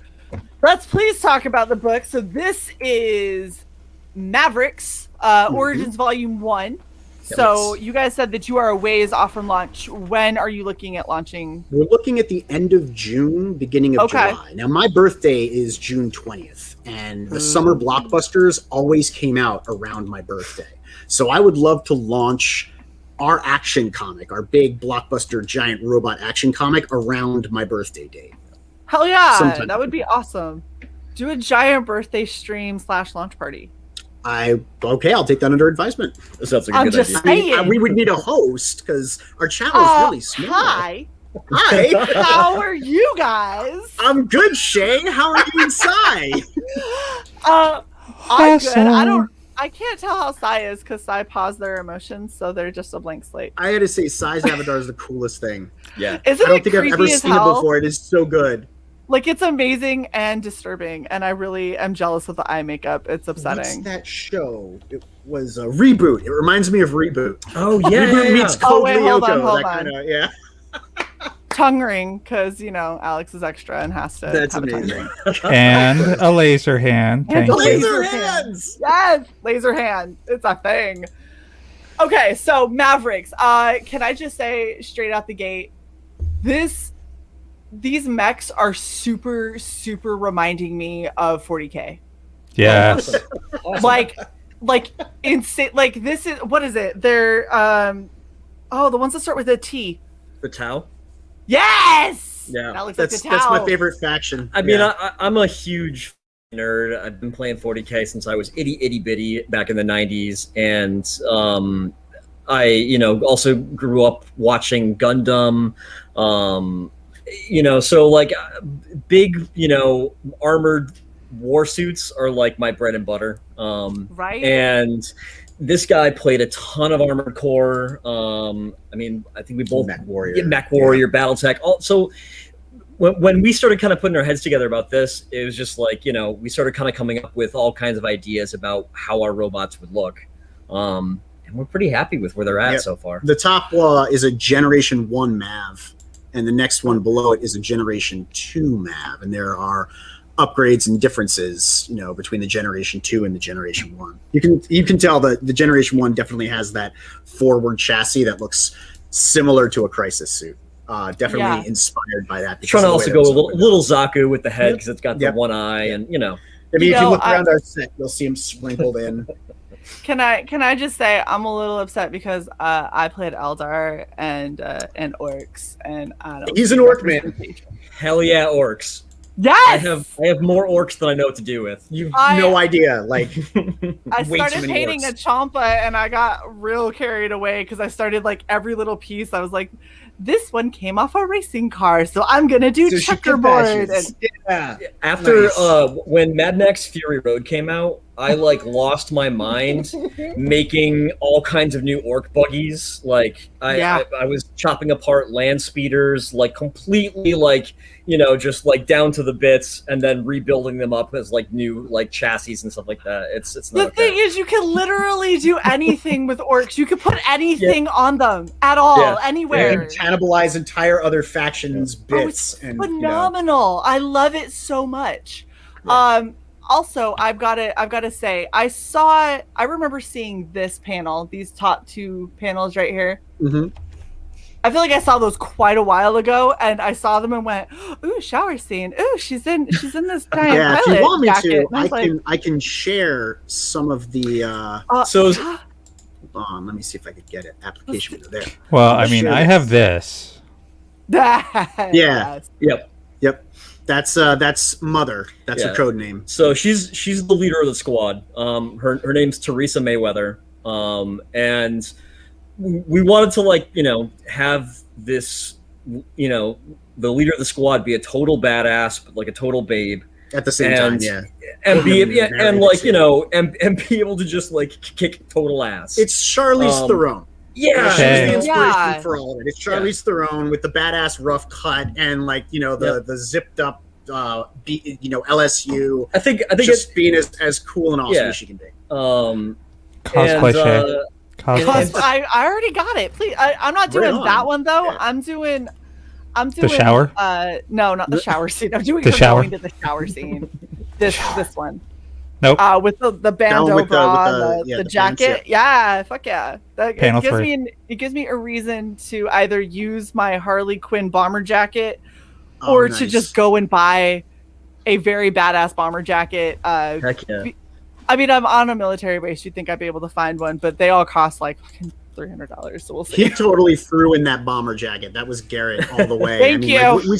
We started working on this character. I had her in the script and everything, but she really came to life when the two of us started putting our heads together, trying to make as authentic a character as we could. And he's like, "Oh, she needs a bomber jacket on the military base." One of the original part points, like the piece right there with the where they're walking in the snow. That was like one of the really early concepts. And we had been talking about this idea of mechs fighting in the snow because all the cool anime fights, all the cool mech fights happen during a snowstorm. There's something about the calm and juxtaposed by the violence and the explosions and the snow flurries. At some point, Mother does have to dismount from her mech. We won't go into why she has to do that, but she will. And I realized that I wanted her to be able to throw on like a badass leather jacket over her plug suit while she's running through the snow. So I had to put that in there early so that when she dismounts, she can put on her jacket. I'm a stickler for continuity. Yeah. That's actually where the shower scene came from. There wasn't originally a shower shot in the book, but we were retooling. We worked with a guy, Jake Thomas from Marvel. He's our editor.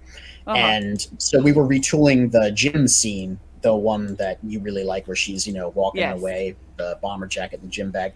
And I turned to Garrett and I was like, I need you to do something for me. I need you to draw her in the shower. Yep. And he was like, why? And I said, because she just took she's just exercising. Yep. And now she's going to get in her plug suit, in her LSU. And you wouldn't do that if you were sweaty. So I need you to have her in the shower to show the logical progression of she took a shower, guys. Don't worry, this makes sense. Okay, not to get too personal, but did a heterosexual male really ask why a woman needed to be drawn in a shower? So you know what? You answer that. Yeah, no, absolutely. I mean, I don't want. I want to do everything with intention, right? Like, I think you can. I think you can have an awesome shower scene where we get to just lust over Mother, but I don't want to be doing it for no reason. I want to be doing it because it makes sense for the story. It's actually my secret way of getting her in the shower. Look, I approve of both of these lines of logic because just random nudity drives me nuts. When I also told him when we first conceived her too. He was like, I want her. He basically told me to be as hot as a bombshell as possible. And I told him the bigger you write her personality and character, the hotter I will make her. Right. And that was I think the line was literally the better you write her, the bigger I'll draw her boobs. And I'm all about that. I almost the amount of character development we've put on this character, we should probably get Dan in here to just help Garrett out with the Sangas. But, Right. So let me go through some of the art that we have here. Yeah, let's see it. This is, of course, the main page, landing page, as you've seen. This is the squad. You can't really see the two in the back, but in the front, you've got Ripper on the left, Mother in the middle, Hotshot and Bigfoot all the way on the right. Jester and Cold Shoulder are in the back. That's Mother landing, but, jumping out of the dropship. I love the crunch that Garrett drew, and how it really becomes part of the art, the sound effects. Something that bothers me in comics is when sometimes sound effects look like they get plastered on top, and I really prefer it when they're part of the actual composition, right? Yeah, no, I totally agree. I think that it's sometimes having them out front makes sense, especially if it's a sound that's moving away from you. It makes sense that it would be on top of whatever art. But when you have something like this where it's all consuming in the scene, make it part of the scene. That's what makes, that's a good letterer versus an average or a starting out novice. Right, and he's doing all of it. He's doing... Well, I'm not going to do the dialogue. I'm not doing the actual. We have dialogue. A letterer who's doing the dialogue lettering. Right. But all of the sound effects that are being baked into the art, that's all him. Right. And he's doing... phenomenal. I mean, it's being done digitally, yes. So it's not like he's doing pencils, then scanning in to flatten, then paint. But he's a one-man show. I don't scan it. I do all those things. There is all of the color. There is a stage where it is penciled in. There's a stage where it's basically where I refine the line and flatted and colored. And so then I just wanted to let you guys know the chat is with me on this question. What is the question? About why a not gay man would possibly need justification for having a shower stream. Yeah, there's a lot of literally our entire chat. Look, if we could just be honest for a second though, Chris C started the show asking about shower scenes. So the fact that we hit your guys's and it's like, oh, it's a shower scene. It's like, hey Chris, shower scene, be happy. I think it was more of the way that it came to be because it wasn't originally written in. So it was a happy coincidence of, can I have her naked to justify the plot? I swear, it's plot. Yeah, really. It's totally plot. Looking at panel 2, I have to suggest an edit though. She needs to be taking a cold shower. The steam is not needed. Okay. Stop it. You Stop want it. The to see more steam is butt wonderful. crack, okay. Shut up, Sai. It adds mystery. Mystery. Yes. I bought it for mystery. I did. So I know there's a spelling mistake in this. Oh yeah, that's why I'm not doing editor. That's why I'm not actually. So all of the lettering here was done by me, which is why we're actually going to somebody who knows what they're doing. Because I make the pictures. I don't know how to spell.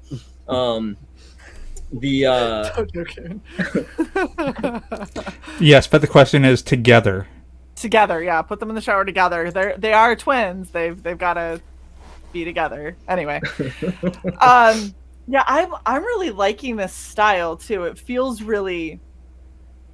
I don't know. It just feels like it works. It feels like painterly. I think he has a painterly style. Oh I don't know my what gosh. That means. Oh, maybe you really sold the scale there. Thank you. Yeah, that's where the basic mission they're being sent on is to actually recover a group of refugees fleeing Mongolia, or what was once Mongolia. It's the city of Ulaanbaatar. It got pretty heavily bombed by the unification. Actually, by Norca to push the unification out. So it's a war-torn city. Again, I'm a 40K guy, so I gotta have it be in a city with just ruined buildings. Right. Do you want to see that panel? Oh yeah, you can show them the panel. Yeah, I haven't shown that panel to anyone because it's our pop panel. Well, there's a couple, man. But that's our full page. It's our first full page spread. There's a couple of those though. Okay. So I don't think it's that bad. That's the one I'm most invested in. Show All right, fine. All right. Come on. So that's the first full page. He just redrew. So that's fine. So we're just gonna hop through a bunch here. That's the panel. Oh. Look at this. Holy shit! Do you see dude. Do you see what he did? That's a lot of detail. Holy shit! Is that's exposed rebar? Yeah. Good. Yeah, he's because it got bombed. You know, it makes sense. That's amazing. I love it. And one of the cool things too is that it shows off a lot of the locations that are important in the city. That are actually real. So the orange glow is where the refugee camp is, and it's surrounded a hotel called Genghis Khan. Genghis Khan. Right. Which is an important landmark for the book. And that's actually how it is in real life. And then on the left side of the page, there's an open field, or what looks like a field. It's actually called Sukhbatar Square, which is kind of the main town square, the landing zone, in front of like the Capitol building. And then there's this really cool blue tower called Hotel Blue Sky. Yeah, Blue Sky, which is another kind of like important landmark and later. Yeah, they all take place. They're all, like you said, landmarks. So giving this sort of scale to the city, so you can kind of follow the journey these guys are going to take through the landscape as they go from this point. So it's like an establishing shot. Exactly. And I wanted some strong colors, like the Blue Sky building's a little bit amped up in terms of the fact that it's a little turquoise. The orange, the refugee camp is super orange. Because since we're traveling in basically just bombed out buildings, I needed a couple visual cues. Yeah, and I wanted people to know, oh, we're at the refugee camp, or it's in front of Sukhbatar Square. Gotcha. So this is just an idea based off of what I'm seeing in the artwork that you guys are showing. You have a lot of really, really eye-catching, just gorgeous panels. If you've gone through and seen like, I'm trying to think exactly what it was. They had like Kiki's Delivery Service postcards where they took like cells from the movies and really nice gorgeous shots, or the same thing with like Spirited Away when they're in with all the roses and everything around. They did those and they made like a postcard bundle set of them. I think a phenomenal stretch goal for you guys would be stuff like that, where you don't have the bubbles, you don't have any of the lettering or anything, and you have those kinds of really gorgeous establishing shots. Base art. The way that you zoomed in on that and cropped it, and so we saw just off to the side, you see part of the mech, and then you see this gorgeous landscape. Doing stuff kind of like that, like having something like that be a postcard shot, would just be really, really cool, and that would be something neat that kind of sets you apart and could be something that people could display really well. And show off all this awesome art. Do you want us to tell you about some of the goodies that we're planning? Yeah, you got about a minute and 20 seconds. Well, one of the things that we're really excited about is we have a friend down in Texas who does 3D printing.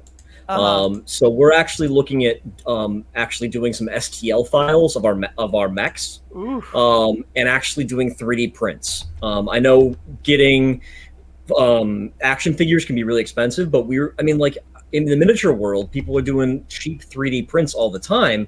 So I was thinking we could do like 1/72nd scale miniature, 5-6 inches. Yeah, so like a 5-6 inch posed mecha figure that you can paint. Oh, that'd be insane. And we might even be able to print them in multiple colors too. Yeah. So they might not, if you don't have painting skill, you might be able to just get it colored.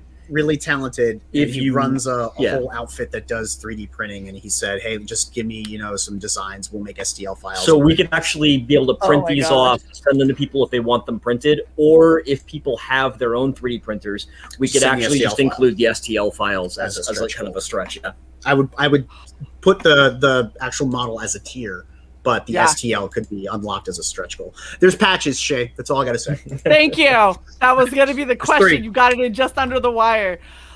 There's a lot that I want to know about this, but we are out of time. We'll come back. So you're obviously coming back. We're gonna talk about this, Neff, because you're gonna be here. This is happening. All right, I can't wait.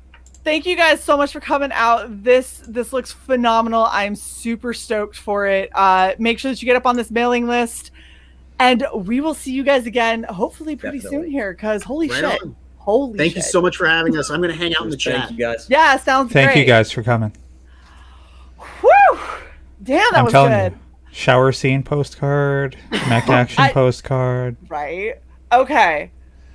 So the next guest that we have had on before, and I am so fucking happy because we have Mr. Brian Shearer. How are you doing, sir? Hey, how's it going?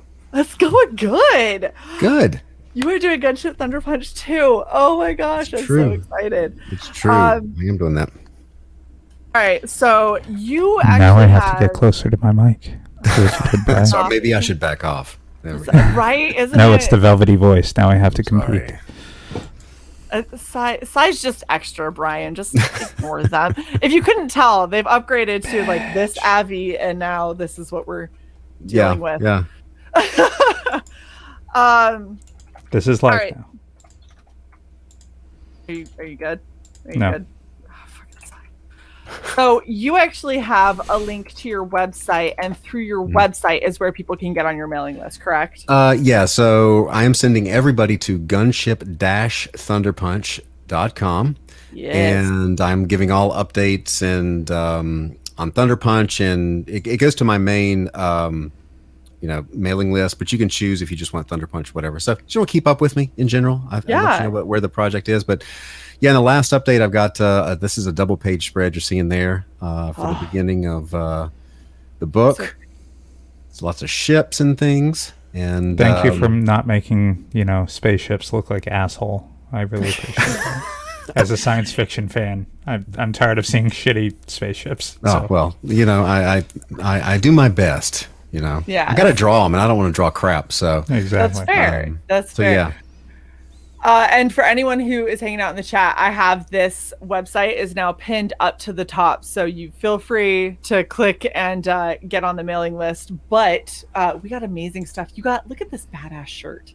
Yeah, we're gonna do shirts. I'm still looking. I think we can pull that off. As far as perks go, it'll be part of a package.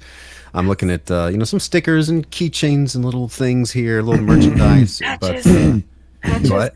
Patches? Okay, yeah, look into patches too. Yes! I didn't have patches or stickers. I had bookmarks, and we're gonna have trading cards again for some different characters.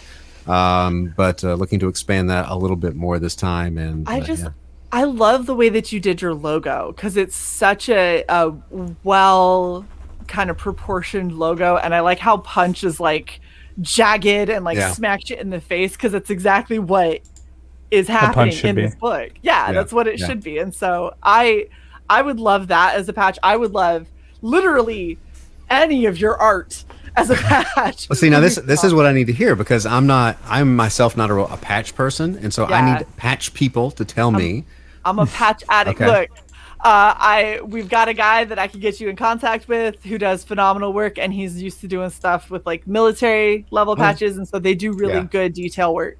Yeah, send me the link. I need links to people that make things, and show me links to things people in the chat. If you all have ideas for things you might want with and tell me if you want the image of the robot or just the logo or whatever. I need feedback. I need people to tell me where who makes good stuff. So since this is a series, I mean, you could conceivably order the patches at a quantity and get them for less than $3 a piece. So yeah. And then have them, especially since you have your website, put them up in a storefront when everything's over, which would be awesome.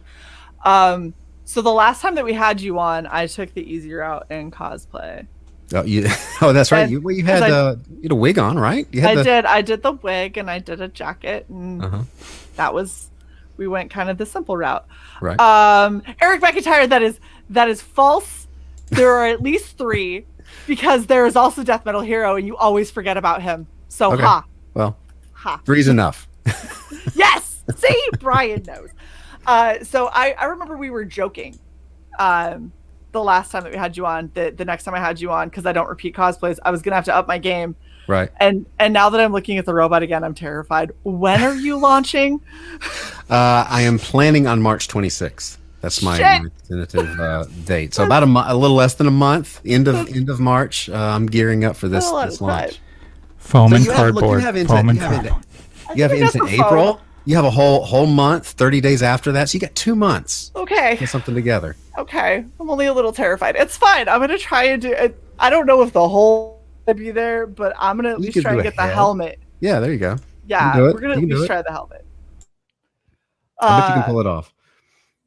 We shall see. We'll talk. If I pull it off well enough, we'll talk about maybe offering like a specialty tier that we've done for a couple others that would be kind of neat. But all right, so back to your pitch. So anyone who's missed out, let them know, what is Gunship Thunderpunch? All right, so Gunship Thunderpunch is the story of a woman whose son is kidnapped by Martians during Earth and Mars war. And the only way that she can get him back is with the help of a convict who used to command this gunship, who has a life sentence. She busts him out, and they go to find this robot, but the robot has been abandoned in a junkyard for 30 years and is not too happy about it. So they all team up to, the moment they team up, they're on the run and trying to save her son. And, a lot of other stuff happens. You can see the ships all launching at the beginning of book 2. We got some more trouble brewing. So, that's what's going on. Yeah, nice adventure stuff with transforming robots and gunships. Tell me the spaceships transform. I'm not saying anything else about that. Oh no. Oh my goodness. So this is what it looks like, where you can go to sign up for the Gunship Thunderpunch mailing list.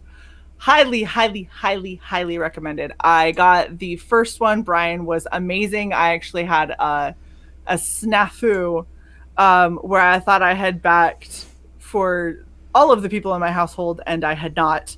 And he was very, very kind in letting me grab one after the fact. And I will have books. Book 1 will also be available. I have extra copies of that. So if you haven't gotten in book 1, there'll be a tier. You can get book 1 and 2, and each book the first book was 80 pages.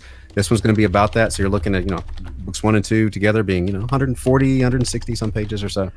It's so good. Because I remember the day that I got it, and I don't typically do this because usually I'm prepping for shows like this. I'm doing 500 other things when I get home. So I get a stack of comics over like a 2-week period. Sure. And then I stare at them and get really sad because I haven't read any of them. And I have like a Sunday morning that I binge read. But when I got Gunship Thunderpunch, because I thought I missed my chance. I thought that the only person that was going to get it in my household was the other person and not me. And I was really upset. And so when I got it, I was like, that's it. I'm reading it right now. Oh my gosh. It was so much fun. Good story. It has a lot of just really well thought out characters that have a lot of really interesting kind of personality traits, and enough happened that I was like, so when is 2 coming? Well, here you go. See, it's better if you give the little spiel than me. Of course, I'm going to talk it up. I need other people to talk it up. Wholeheartedly agree. Y'all need to get in on this. And now I got to book Brian sometime in April and make a helmet, because this has to happen. I refuse to not have you on the show. The challenge. Right? It look at his cute little face right here that looks super pissy. Yeah. I have to do that justice, and I'm gonna have to make the eyes glow, because if I did it for one, I'm gonna have to do it for this amazing one for sure. So as far as I know, you're the only person that's cosplayed Thunderpunch. Of course, we haven't had conventions, so but you pulled off the main character, Nova Marcos. Yes. And so now you'll be the she's very such first a badass too. And I the way that you draw, so like I've gotten your art books, and obviously Gunship Thunderpunch, your art style, you do such a good job of finding like that quirk and really highlighting it. So for her, it was that like the front bit that are long and just like curling them just a little bit, and I'm like, oh, it's so perfect. It's always it's when you get a little some characteristic that sets the character apart. So that little almost like Eon Flux, little not quite as extreme as that, but that little kind of high in the back, forward. It's kind of her look. So that super extreme A line, and like I used to have way back in the day. I'll have to dig out the picture at some point and show you. I used to have that haircut. Oh really? I had to go slightly less extreme because I am military and they get pissy about faddish hairstyles, but I did pretty much have that haircut. And so when I saw her, I was like, oh, I love her so much. And I dyed my hair black then too. So it's like I legitimately looked a lot closer to her than I do now. Yeah, this is such a phenomenal campaign, and I am so excited for book 2 because just yes, it needed. So I've got to happen. My buddy Robert Atkins, who did a ton of work on G.I. Joe. He's going to do a cover. Alex Milne, who did a ton of work on Transformers for IDW. We're talking about doing a 5-page backup story in this. Sorry, I'm sure you don't remember. Do you know why Sai is laughing? No. When we had you on, I kept saying it was Milne. Milne. Oh. And Sai literally has not let me live it down for the past. That's okay. year. Keep saying. Just say it that way from now on. Milne. I'm going Milne. to. That's what it is. It's now Alex Milne. Yeah. So got some other artists coming in and doing some stuff, and I'm looking forward to getting this out. And I'm planning, if I can get this up, package it out, and get it done, start going right into book 3. So I want to get the trilogy done as soon as possible. Oh, that's exciting.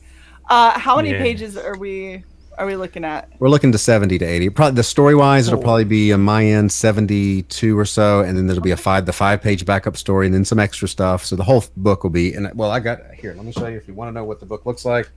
Yes. I got a copy here. This is Alex Milne's cover for book 1.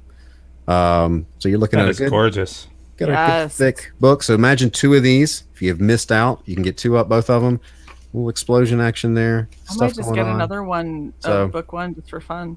So they've got that. There's, if you're into the variant cover thing, there are right now 3 covers. There's my buddy Randy Green did one. I don't have it handy, but did a really good shot of Nova Marcos and Thunderpunch behind her. So those will all be available for the next campaign. Oh, that's phenomenal. Are you considering doing any like mini prints or anything? Because I just love your art so much. I will do some prints. I did some prints for the last one, so I'll be doing prints. Again, trading cards, bookmarks. I'm still looking into other stuff. Some, like I said, T-shirts. And so for me, getting the gamut of perks that are available is like that's where I'm still doing research, right? So, because I'm a book guy, I'm a print guy, I know how to do that stuff. But as far as patches and keychains and little figures and things, and I would love to do an action figure. I'm looking into that. It's expensive. I've had people express interest in getting some models of the ships. I would love to do that. So I'm figuring things out slowly. That might be separate campaigns, but we'll see. We might have to get you and Nefarious in contact because they're looking at the same thing with their buddy, and this is how it happens. This is how networking happens. So worst case scenario, you can at least inquire. Point me in direction. I need the direction to go. Absolutely. I got you, Brian, for sure. Okay. Right. And I'm gonna play around just because I really like your logo and all of your characters and everything. I'm gonna play around with some stuff, and then I'll just randomly send you things and be like, this would be cool. That's fine. and have you be like, what the hell? Like, you're not no, send me all the things. I'll take Stop sending me merch. I do have a bit of a merch problem. I'll try to keep it on the DL because I do too much. But I'm really, really excited for this. So you're launching later this month. Mm-hmm. We're definitely having you on. I've got April pulled up if you I know, right? Like, when are you free? No. we'll do it the appropriate way where I'll DM you and we'll coordinate. You know how to get in touch with me. We're absolutely. Yeah. So is there anything else that you want to kind of highlight? We got about 5.5 minutes left. Well, for the campaign, that's, right now, get on the mailing list. That's kind of what I'm pushing. Send out emails once a week, so you're not going to, see me in your inbox all the time. As a side note, I've got a couple other things. I've got on eBay right now, I've got tons of G.I. Joe pages from Real American Hero I'm selling. And I'm trying to think where you could go. If not in the mailing list, you can go see me on Twitter. I'm posting that stuff. Shae, we have a member who would be really interested in those. Okay. So, Yes. all right. So on eBay, my username's King Banjo. It's a long Nice. story. Okay. And then also, if you go to getthisart.com, my Volume 2 art book is currently in demand, and I'm closing that down before I launch Thunderpunch 2. So if you want to get, it's 120 pages, and every book comes with a sketch in the back. You can go to getthisart.com. I'll take you to my Indiegogo. You can pick up your book there. I'm not going to have a whole lot of the extras of those. Any extras is going to be rolled into the Gunship Thunderpunch 2 kind of perk, so you can get my art book there too. So I'm kind of closing that one up. So those are the two things I got going on right now that I'm kind of plugging as I'm gearing up for the campaign. Apparently, Absolutely. Nefarious is pimping out his dude that he has in Texas. See? Look, I will hook you up. I gotta get you some Okay. sweet Sounds ass good. Gunship Thunderpunch minis. I see. That's what I was saying. That's how this works. This is how we this go. works. Awesome. So when is your art book fulfilling for Volume 2? It will be coming in. It'll be fulfilling in April. So In April. it's at the printer right now. I'm just waiting to get when they come in. I'm starting to do the sketches and send them out. So Fantastic. yeah. I wasn't asking for any reason whatsoever. I literally went back and was like, I backed that. I guarantee I backed that. And I was like, I did back that. Oh, good. Because I already Yeah. have Volume 1. I had to get Volume 2. Yeah, so it's a couple months or a month or two behind. As most of you know, I had COVID in February, and Yeah. I'm getting over that still, kind of. I mean, I'm better, but I'm tired all the time. Yeah. So Oh, that's just life for Wait, me. I think I have an iron deficiency. Yeah, we can blame COVID for that. you can, just I mean, disappear for 2 weeks, and then when you come Yeah. back, be like, COVID. I don't know. I'm gonna take a nap. COVID, I'm super tired. It's Yeah. horrible. I was super worried when I heard that you had that. I'm really happy to see that you at least are doing somewhat better. Yeah, I'm good. I'm good. I'll be all right. Good. Drink lots of Bang. Not bad. Do not do that. Do not do that's bad advice. Sai has terrible advice. With an expression like that, why wouldn't I? I mean, I'm just randomly going to clip Sai and we're gonna use it for promotion for the weirdest shit. It's gonna be stuff that nobody wants. It'll be Sai pulling all these faces. This is actually a grin. So, are you using Character Animator for that? Face Rig. Face Rig. I haven't heard of that. It's on Steam. Okay. It was the easiest. Yeah, Character Animator sucks. I went on a rant last year trying to work that out. So I have to recalibrate this literally every 30 seconds. That's why Wow. you'll see my expression go blank, because it just works its way out of calibration. Yeah, it has fun, and then Sai has to get back into it. It's really great too when Sai rubs their nose or vapes. Jesus, look at that. That's nice. What I the like that hell one. did you do? What was that? What are you doing? That's what happens when you calibrate while scowling and tell it that's your neutral face, and then you scowl after. Oh my gosh, this is ridiculous. Well, I am super stoked for this. I am a huge fan. I love everything that you've done so far, appreciate and this is going to be epic. This is going to be so fucking badass. So make sure that you go to the website pinned up at the top. Get on that mailing list. Do you have a roundabout number that you're hoping to get, or are you just however? Well, I mean, the first campaign did 44,000. So I would like to get at least that again. But my goal right now is just get funded the first day. Everybody needs to get in first day. First 48 hours are most important. So that's just the goal right now. And then however well it does after that, we'll see. But get in early. So Hell yeah. Oh, exciting. Thank you so much for coming and hanging out with us, Brian. I And on on short notice. We appreciate it. no problem. Right? If for people who don't know, we hit up almost all of these creators Tuesday. It was like, hey, what are you doing Thursday? So I appreciate that you were available. Thank you so much. And I can't wait to bring you on Red Valkyrie Presents for sure for Gunship Thunderpunch 2, because that's fucking amazing. Yeah, I'm looking forward to it. She'll be taping up cardboard right up until yeah. Between now and then. Up until I we expect go lots live. of pictures on Twitter of cardboard and scissors between now and. There'll be tons. There'll be a ton of it. All right. Thanks so much, Brian. We will talk to you soon. All right. Thanks. See you later. Take care. Whew, we are on to our final guest, who has been ever so patient. He's been here since the beginning. His tours at the very beginning of the show and just lurking in the background. How are you doing, Mr. Vault Kobold? I'm doing all right. Why you say good. lurking's like it's a bad thing? No. It's, I mean, Sai's a lurker, and that's not always good, but that's mostly because it's Sai. It's not really lurking. You just did that because I'm a kobold. That is indeed true. All right. So I was super happy because we were trying to get you on, and then all the spots filled up, and we weren't sure we were going to be able to do it, and then we ended up saying, fuck it, we'll just add you at the end as long as you're cool and able to hang a little bit later. And you were like, yeah, I don't care. So that's awesome. And so we're here to talk all about Havoc, which, by the way, love the logo, especially the skull as the O. It makes me very happy. Did you want us to play your video that you have? Please do. Please do. Happily. There is not always justice or fairness in the world, but there is always a price. Presenting Havoc, a 48-page, full-color graphic novel. The hunt begins. Death is the prey. Follow Agent Catherine Santos, a soldier in secret, as she searches for answers amidst enemies unknown. The Taskmaster and Pretender,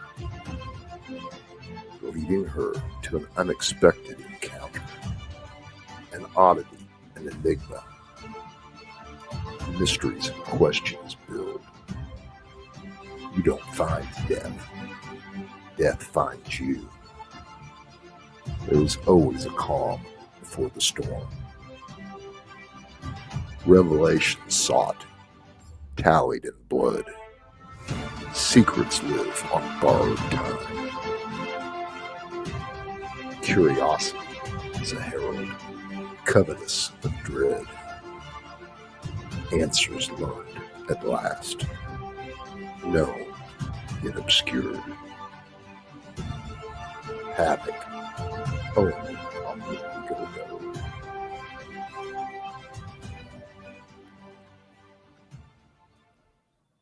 Awesome. Alrighty, sir. Do you want to tell us a little bit more about Havoc? Well, if you don't mind, could you play the second video that I snuck in? Oh, look at you. Look at you being all sneaky. Introducing Trials and Triumph, a 40-page novella, a tale of mystery and hardship. Adventure and intrigue. Choices and fate. What outcomes they bring. And the fruit they bear.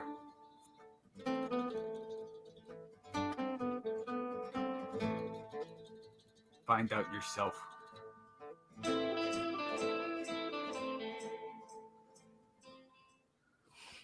All right. Well, would you like to tell us about all of what we just saw? Because that was two very different stories. Yeah, so Havoc is, of course, the main 48-page graphic novel. And Trials and Triumph was kind of it was a little short story I had on the side. I showed it to my editor, and he's like, I like this. Why don't we use this? And I'm like, why not? Let's add it in there. Very cool. So you're basically doing like a twofer campaign. Yeah, there'll be a perk where you can get both books. Awesome. And the novella's got illustrations done by Doodlebags, and that's 40 pages. Very cool. So altogether, this campaign has 88 pages so far, at least. If you get both books. Yeah. Fantastic. Yeah, because I'm a first-time creator and also an aspiring writer. So one, of course, is the comic where Archsider, who's the artist for Havoc, is his first comic, so it's kind of a showing for both of us. And then since like I said, I'm trying to establish myself as an aspiring writer. I thought, what the hell? Let me just throw in one of my stories and put that out there. Why not? All right. So for this, how much, since you mentioned a couple of times, you and your artist kind of being new kids on the block as far as this goes, how much of this book do you already have done by the time you're going to be live? Oh, it's done now. Oh, it's done. It's done. Oh yeah, I financed the whole thing myself. That was kind of one of my things. I wanted by the time launch happened for everything to be done. So both books are done. Art's complete, colors complete, letters complete, everything's done. That is fantastic. Basically, just like doing the finishing touches right now, which is why we haven't launched yet. Mm-hmm. And so we'll be launching about a week or two. You know, you can't. The coup kind of threw a monkey wrench into everything. Right?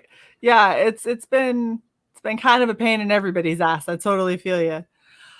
Yeah, because I started this last year, and it's like every time we get somewhere, it's like, oh, something else. Right. Dude, can I just say, Chrissy, I wanna punch you for this, because now that song is in my head, and it literally, I haven't thought of it since I was like 8. So thank you, you ass. Sorry, New Kids on the Block reference. All right, so I dig this art style. Who did you say that your artist was for Havoc? Artsider, he's great. He's on Twitter. Okay, and is he also the colorist? Oh yeah, he does it all. Fantastic. Except of course letters. I had to get a letter. Fair. I love this picture. When we were doing so we both did versions of thumbnails for this stream. On my version of this thumbnail, that's the picture I chose. It's so good because it really shows like the glisten in her hair and like the sparkle of her blue eyes and everything. It just really it feels like when you see somebody who's pretty and they're just like that kind of holy fuck, like stunning look. That's what she's kind of given off, and I really, really like that. It's very well done. Awesome. Yeah, Artsider's a gem. I don't know how no one else friggin' found him first, or how he's new or anything. Well, lock him in a basement. Yeah, right. Just feed him cheese slices under the door and he'll be fine. And you know, that's oddly specific. It's not like I've done it before. It's fine. I'm not judging. Eric says the cleavage is impeccable too. I agree. That is a very nice cleavage, and a very good bra. This very defined Y. Quite actually, supportive. I have a little update that I got just yesterday. Let me just see if I can share it real quick for you guys. Yes, we love exclusives. They make us very happy. In fact, we need to get our exclusive banner back. Well, actually, there's a double exclusive. Should be sharing right now. All right. So this is a trading card for anyone who signs up to the mailing list. It will be an exclusive trading card. Currently, it's not colored because not Artsider, but another colorist did this one. Oh, wow. And this art is by Doodlebags. This will be a print. I like it. That's awesome. So is the print going to be available to everybody, or is it just going to be mailing list people? No, it will be a perk. Okay, it'll be a perk for everyone. And then the trading card that you show, yes, this was that is for your mailing list? Yeah. This is done by Donald DeLay, and then this is currently being colored. Oh, wow.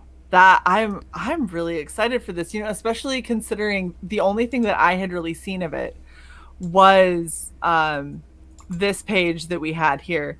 That's the only thing that I've seen really kind of floating around about this. And looking at some of the pages that you have down here, the way that the color and the composition is going, everything looks really dynamic. Like you don't have a whole lot of boring still angles. Even this fly-in scene on this like kind of compound area, you're not just here's buildings, you know what I mean? Like it's kind of coming at a cool angle. and I definitely think that it's very eye-catching. It's something that's got me really intrigued. Plus, as a writer, I very much enjoy being able to read other people's works, and the fact that you did this as like a little mini novella that has, you know, some of these really cool illustrations to go along with it. This is right up my alley and something that I'm really excited for. This is very exciting. Yeah, the trick with this was that it, like it said, it's a thriller, so there's a little building the atmosphere and the sense and everything that leads to a big climax. Trying to do that without, like you said, it being boring was the trick, and Artsider made that a lot easier. Yeah, it just looks really intriguing, and the way that he's done colors, I really enjoy, because everything just looks kind of like on fire. Everything seems really just vibrant and kind of super eye-catching. So I was very, very excited. Well, the way I see it is it's a book about death, so you want to have a lot of vibrant life in there to kind of drive home the point.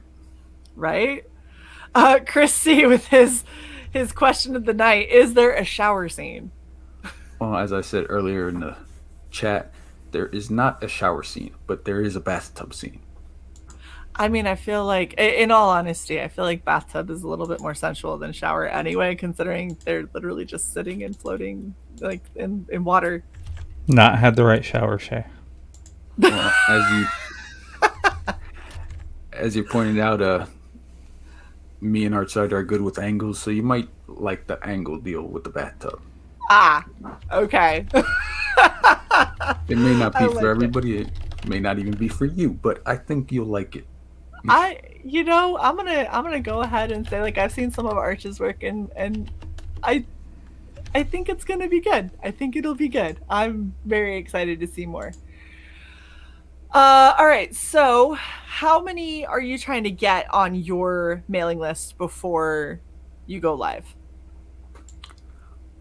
Well, I like to get as many as possible, but I'm not set on any specific number. It's gonna go live when everything's finally ready and done. And like I said, because as a first-time creator, I want everything to go as smoothly as possible, no matter what. And everything, like I said, everything's already done. So as soon as the campaign ends, go straight to fulfillment, ship it out, make sure everybody gets their books as fast as possible and in the best condition we can. That is awesome. Oh, I'm really excited for this. All right, so being first-time creators, I'm assuming that you're probably going to go kind of easy on the stretch goals. I got a few stretch goal ideas written down and everything like that, but until we get funding, I'm not even going to put them up. Fair.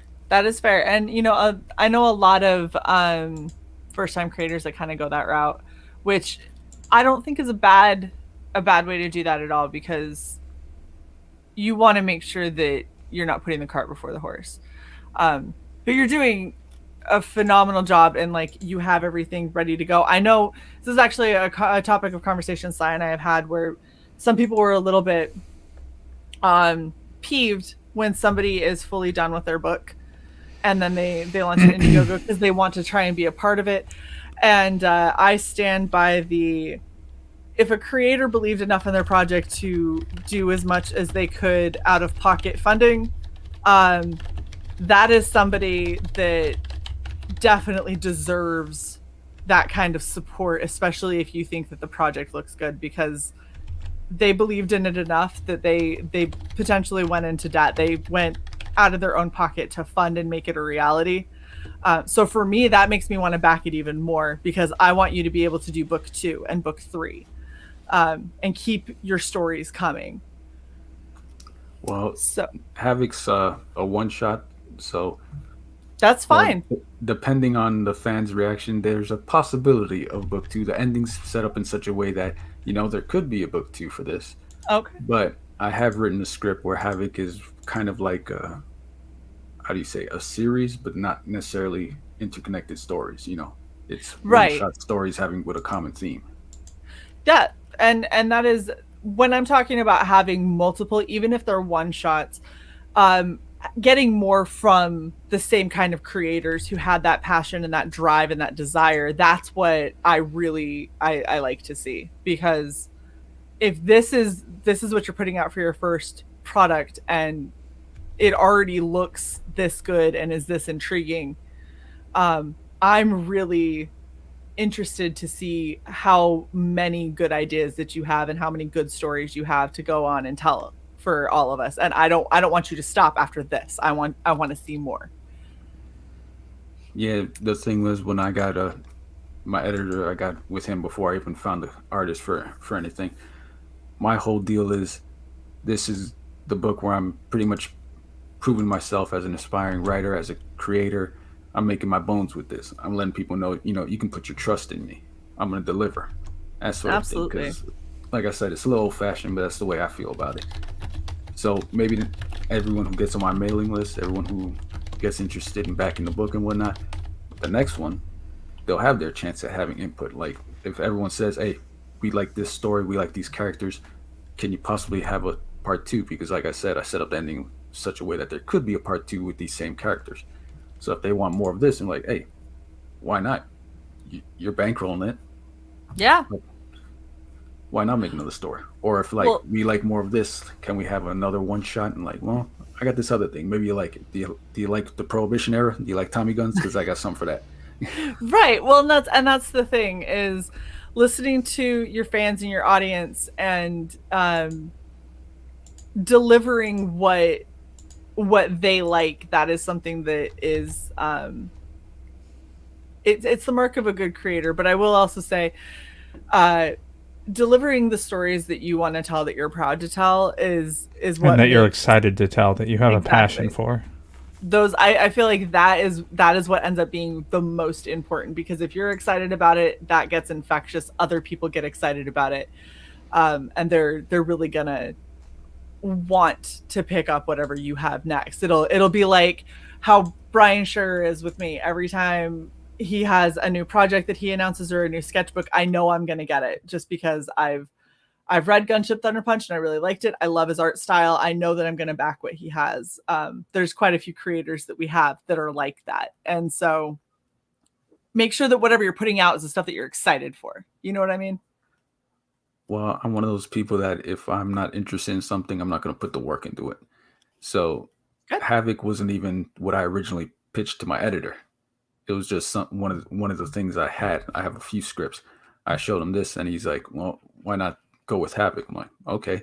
But I also have another project which was a more ambitious endeavor. It was a book that was actually part of like a mini series, an ongoing sort of thing.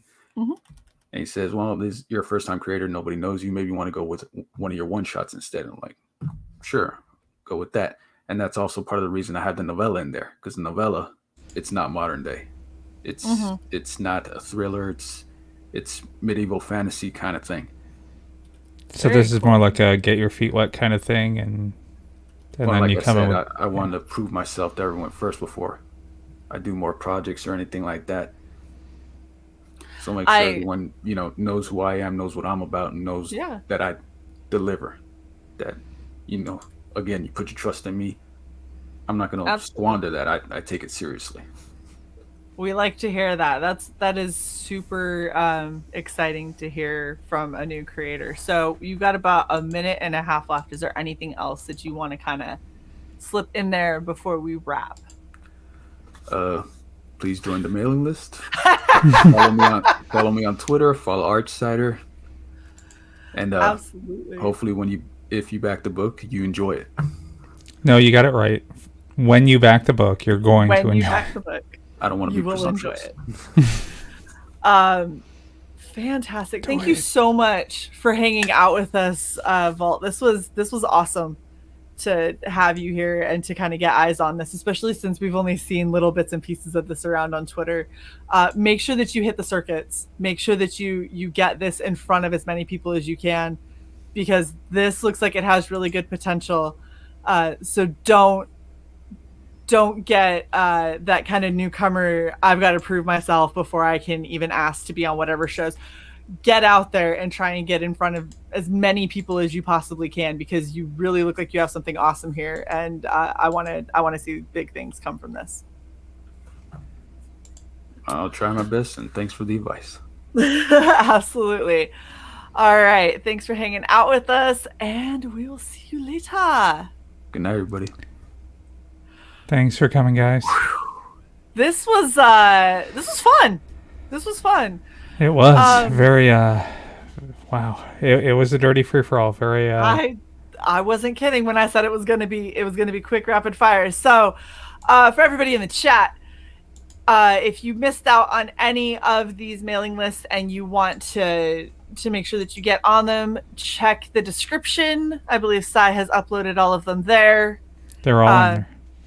And we're gonna have this broken up into chapters, so you can go and see your favorite pitch again if you want to make sure that you're prepped and ready on the right mailing list. But in all honesty, these mailing lists that we had on tonight, they all look phenomenal, and I definitely think you guys should all check them all out. You have anything else you want to say, Sai, before we end this dirty free for all? No, other than thanks to the chat. Yeah, because you guys were kind of off the chain tonight, and some of it was good, a lot of it was nasty, and thanks. We appreciate both. We absolutely do. Thank you guys so much. And if you want to see this, we're looking at once a month. If you want to see it more than that, leave a comment below.